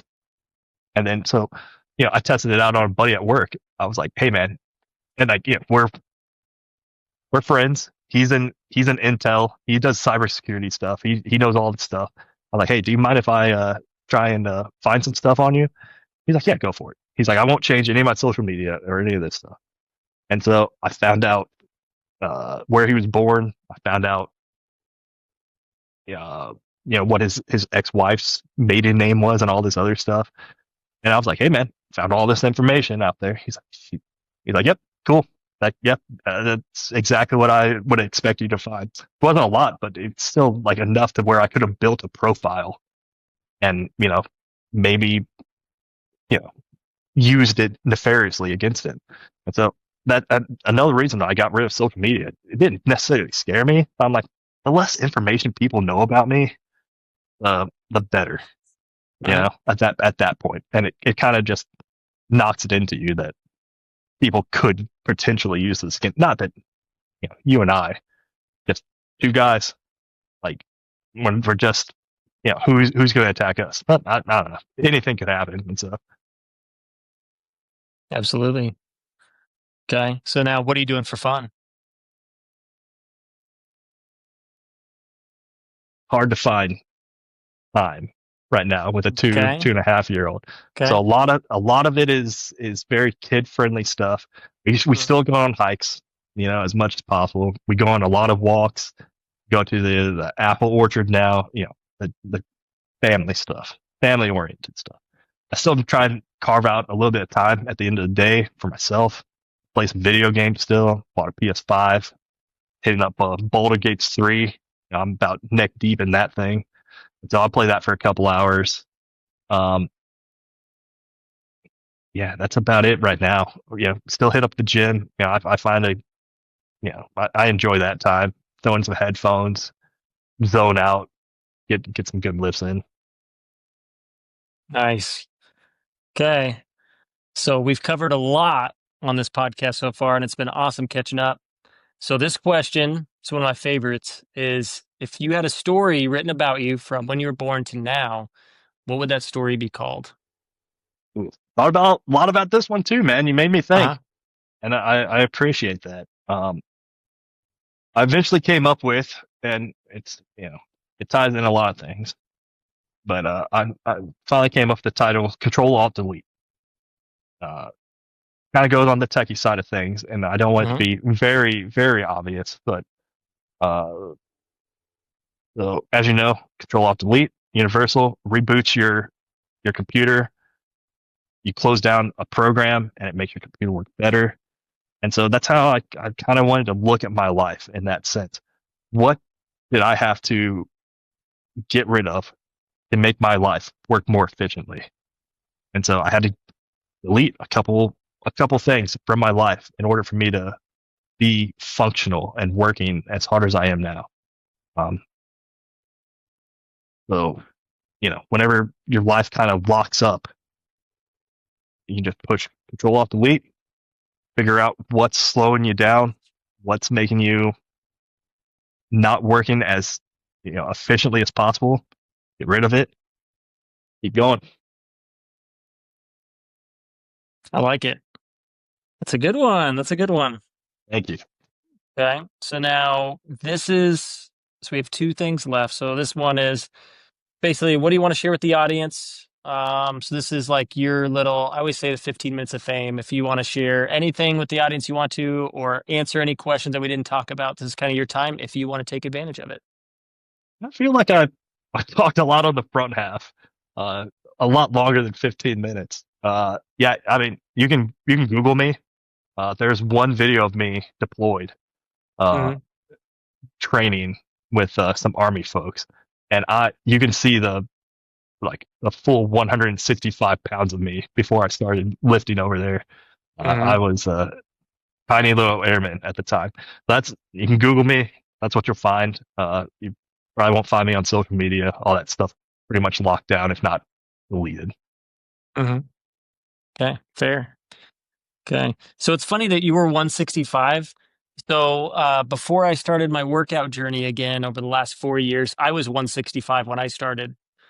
So I was like 165, started working out, and then I got up to 205, and I'm hovering around 200 right now just because I compete in the Highland Games and I'm competing in the under 200 class. So I have to stay there. I saw you were doing some hammer throws. That's Yeah. that's impressive, man. Dude, it's fun, man. Um, yeah, I got talked into it from a buddy, and I was competing in the heavyweight class because I was like 205.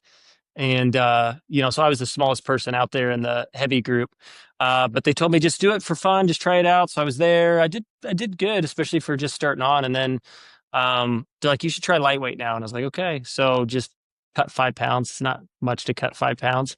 And yeah, now I'm like the biggest person in the, that Oh, division. it helps. It It helps. does. It does. So I've won. So I've competed in 4 Highland Games and 2 of them in lightweight. I've won both the lightweight ones that I've competed in. So I got my hammer here for first place, and then this cool little one here, uh, first place. So it's been pretty cool journey, man. Because I didn't know I'd be into that, but and I don't know if you've experienced this, but I got so blown away that I have not competed in that long, and I realized how much competition, like I actually need that as a human being. And I realized, like, how did I go so long without any type of competition? It really scratched an itch that hasn't been scratched for a while. Yep. Absolutely, man. I still talk with you remember Tyler Vincent? Hmm. Actually, in that article, I think you guys high jumped together at one point. We probably But did, yeah.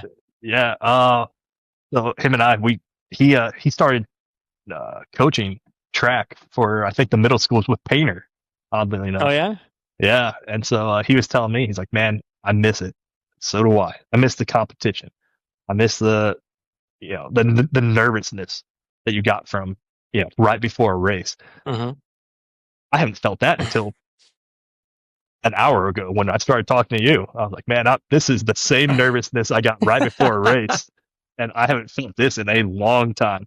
And Dude, after all I told you, man, you'd think like yeah, deployment and whatnot, like I'd have been yeah, nervous, but not compared to public speaking or yeah. talking with a friend that I haven't talked to in a long time.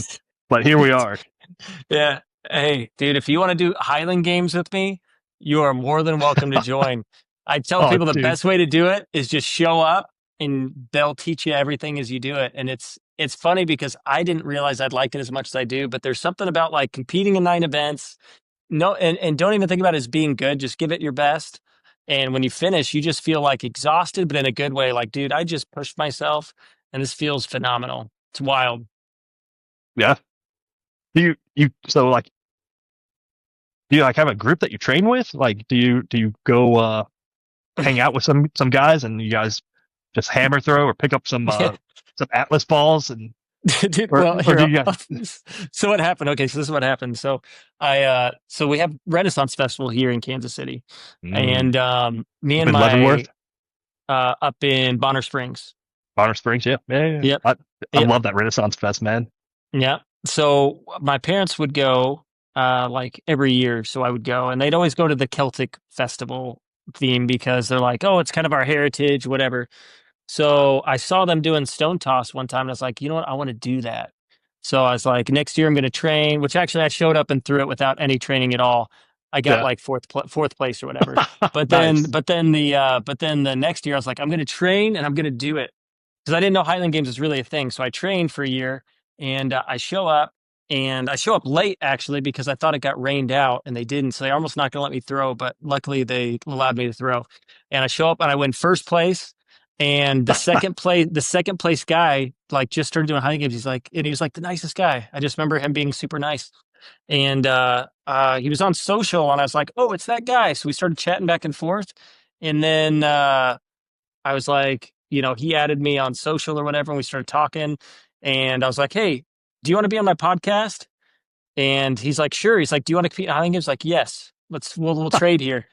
So Yeah, that's what we did. So he was on my podcast, and he's got a good story too. But yeah, so I train with him a little bit. So I just started back in I think April. So it's only been four events, but yeah, it's me and 3 other guys. So it's 2 guys and a gal. And yeah, we do little special episodes on the podcast where we do Highland Games ones where we recap our matches and stuff that we did. So it's cool. There's a lot of technique involved, but dude, your athleticism really starts to show. So I'm sure you do well. oh Like just yeah. just practice and just I don't know. Dude, it's fun. It's a blast. And the only thing you have to wear is a kilt. That's it. Oh yeah, Other I than got that, plenty of those. Yeah, dude, yeah, yeah. But it's fun experience. So if you ever want to do it sometime, let me know because they have them all over the place. yeah, yeah, yeah. I was gonna ask, like, do you guys like have a circuit that you do? Like, do you stick to the Midwest? Or are you going broader? Well, it depends. We usually stick to the same ones. We stick pretty much around this area for the most part. I mean, the furthest I traveled was 5 hours to one that was in Illinois. Can't remember exactly where in Illinois, but I did that one. I have one this weekend in Buffalo, Missouri. Oh, Uh, nice. Yeah. um, and then I have one in Lawrence, Kansas. Mm. And then I have one in Kirksville. And then there's another one. What do I think? Wichita, Kansas. So those are the four I have coming up. But yeah, I mean, I'll go anywhere that's somewhat relevant or somewhat close for the most part. And I try to do one a month since I started because I want to, it'll get a little pricey when you have like hotel rooms and all the travel. It takes up a lot of time. But I've figured committing to once a month's good. Although I have two this month and two next month. So I'm breaking my own rules there. But but I'm making up for it because there's going to be an off season where they're not going to do any Highland games. So Yeah, that's sweet, yeah. man. When are you? Yeah. I mean, I'll look up the schedule later, but I'm going down to Wichita in a couple weeks. So around that time. Dude, if you're going to Wichita on the 27th, does that sound right? Is that Saturday, September Dude. 27th? Yep, Are you going to yep. be there? I'll be. Yeah, man. Weird, weird. Yep, I will. Okay. So we're competing at the Renaissance Festival there in Wichita. So if you want to go spectate, you're more than welcome to. That's going to be Yeah. my buddy's first games moving down to lightweight. So I am probably not going to get first, but I'm going to give it my all.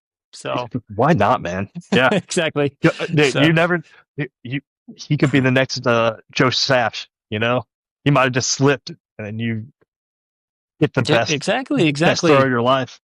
Exactly. My stone toss is my best event, so I almost always get first in that. Well, I have got first in that every time I've competed so far at least in the division I was in.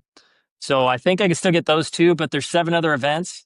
And yeah, he's been training longer than me. And he knows his stuff. So I'm gonna give it my all and I'm gonna try to get first. It should be fun. Good man. Yeah, So I'm yeah, yeah. stoked. I'm glad. But yeah, I'm glad you yeah, got let me that know. competition.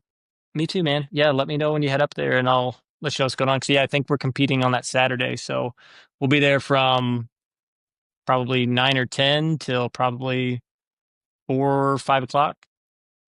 Dude. Yep, So, yep. You okay. don't even have to. Dude, how serendipitous, man. Works I out. know. What are the Sometimes odds? life just works out that way. Woo! Yeah, agreed. Okay, so this is the final question, Ethan. You ready? Ready. So this is the part. I love this part. So what you're going to do is you're going to answer the last guest's question, and then you're going to create a question for the next guest. So you don't know what this question is. So I'm going to look back here and see what we got. Okay, here we go. So the question is, if you could go back in time to the most difficult time in your life, what would you tell yourself? Oh, um, tough, man. I've kind of thought about this, and honestly, with how everything is now, I don't want to give my old self like too much, like too many hints. You know, I want Mm, to end up where I am right now, all the time, no matter what. So I would just tell them, like, hey, like it. Sometimes it's tough. You're gonna have your ups and downs. Just know that in the end, it's gonna be an up. You're always gonna be up in some way or another. Just take the ups with the downs. Appreciate the downs while you're down because those ups are just gonna feel so much better. okay, I like that. Okay, now what question do you want to leave the next guest? Dude, I did not have anything for that. I tried thinking of a question, man, and I was kind of lost. Let me do some quick thinking on my feet here. Okay, Um, uh, yeah. if you could describe yourself in a single word, what would it be? Always a always a good introspective. Okay, what would your word be? Oh, turn it around on me. Hmm. It would be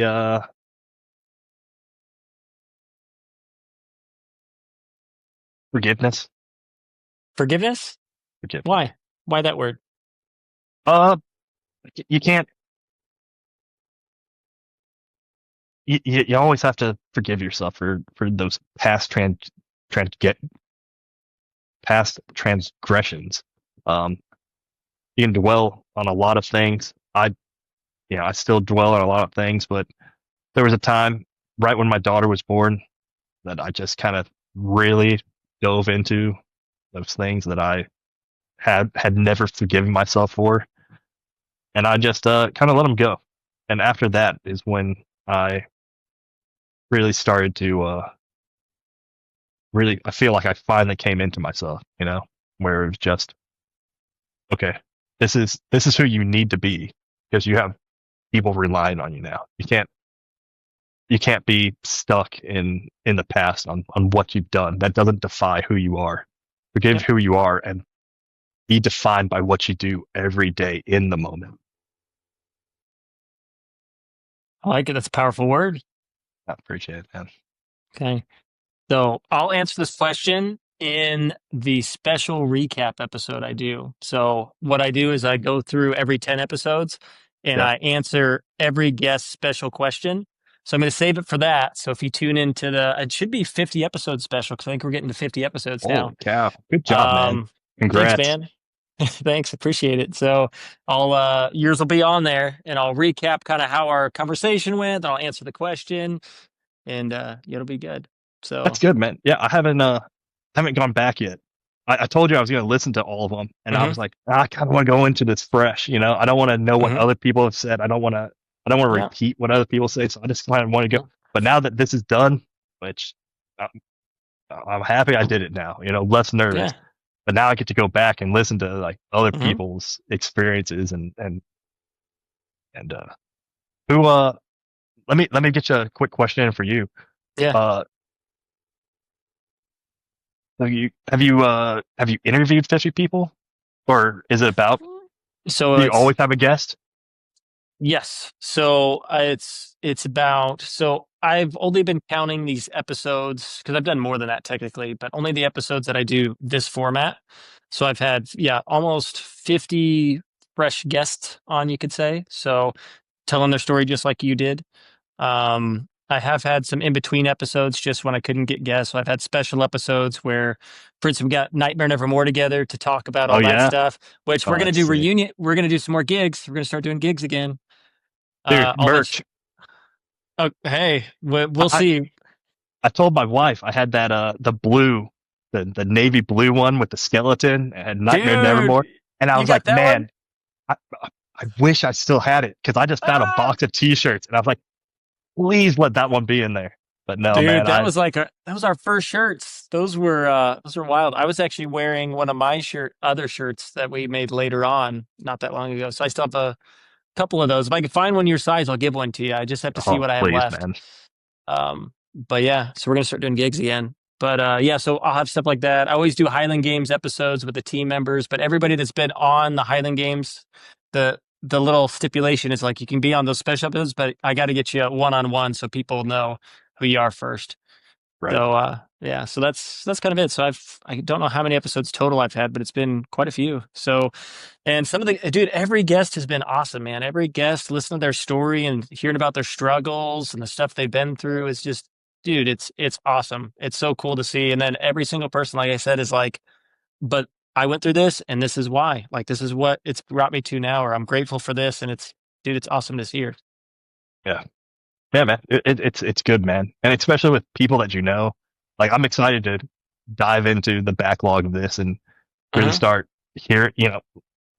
I don't know what's been going on since high school, so I'm sure you've hmm had other. I know you had like the Auto Brothers on at one point. Yep, Um, you have your sister on at one point. I did. Yeah, yeah, okay, yeah. So I'm excited to kind of catch up and see where everyone's kind of at in their life and whatnot. And Yeah. yeah, again, thanks for doing this, man. Like this is No. this is really cool. What kind of inspired this? It was my divorce actually. Um, So what happened is I went through the divorce and it was like the hardest time of my life for sure. And I remember just it just changed everything because I was married for 12 years. Um and like it just felt like didn't understand myself anymore, lost kind of my sense of identity, my purpose, just everything you could think of. And that's just part of the process. But it kind of happened and I just remember feeling very alone and I was reading a book, and in the book, they were talking about mass media exceptionalism. And that's the thought that through social media and news outlets, basically reality is skewed because we see the exceptional so much. So what we see is we see the 2% of the exceptional way too much. So we start to think that, oh, I'm not enough because these people are here, or it works in both effects where you see really good stuff all the time, or people are only showing you 2% of their life, right? You got that aspect too. And then also it's in reverse too, where you see like the news is constant, like the world sucks, everything's going down and all this stuff. And it's like, but if I go outside and that's not what I see, I don't see that.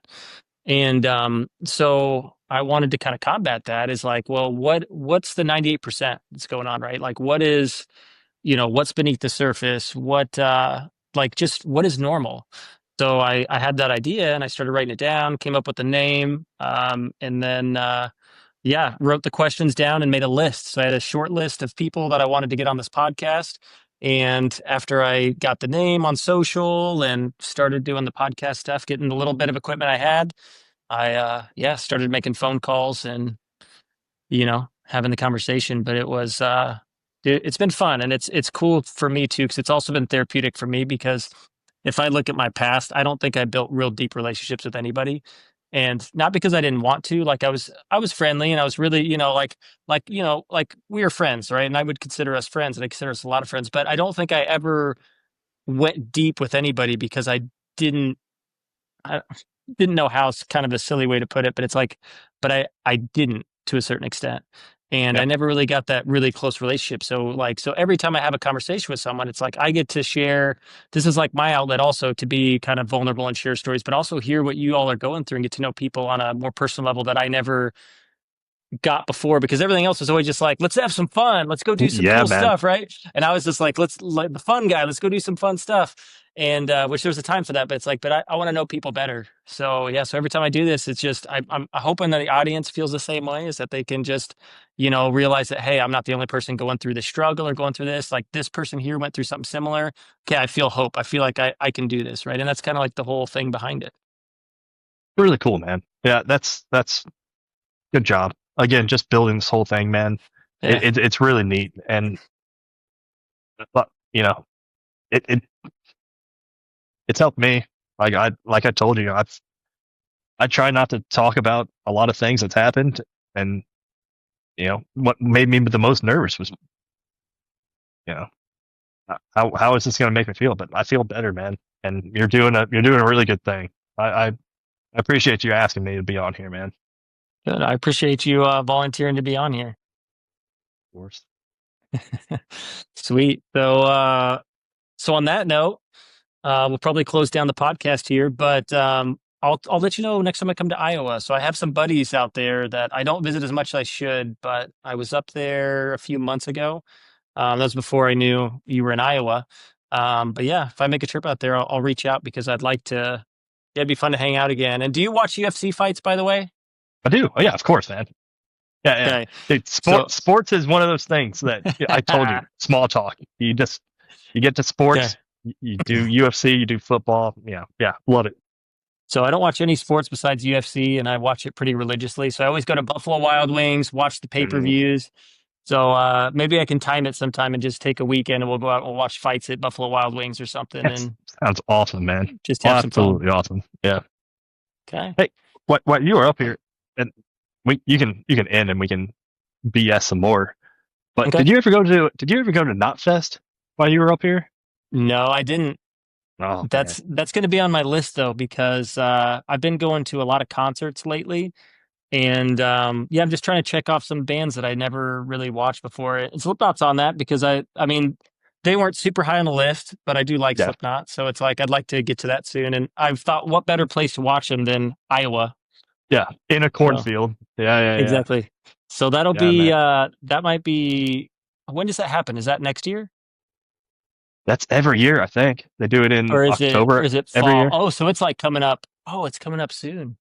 Yeah. So Ooh, I mean, let me you could buy advance tickets, and they redo a corn silo into like a Slipknot haunted house, like Slipknot themed haunted house. So you yeah. can do that, then watch the concert afterwards. Yeah, that's been on my bucket list since I've moved here. I've been trying to find a couple buddies to go with. Let me ponder that because I didn't realize that was in October. Let me yeah, but when you start talking about it, it's like, wait, fall. Yeah, they're probably doing it like right now. Okay. Yeah, let's chat about that after we hang up the podcast here because I would be totally Wait, down. Cool. Well, Ethan, again, thanks for hopping on and I'll see you later, okay? sounds good. See you, Ricky. Okay, see you.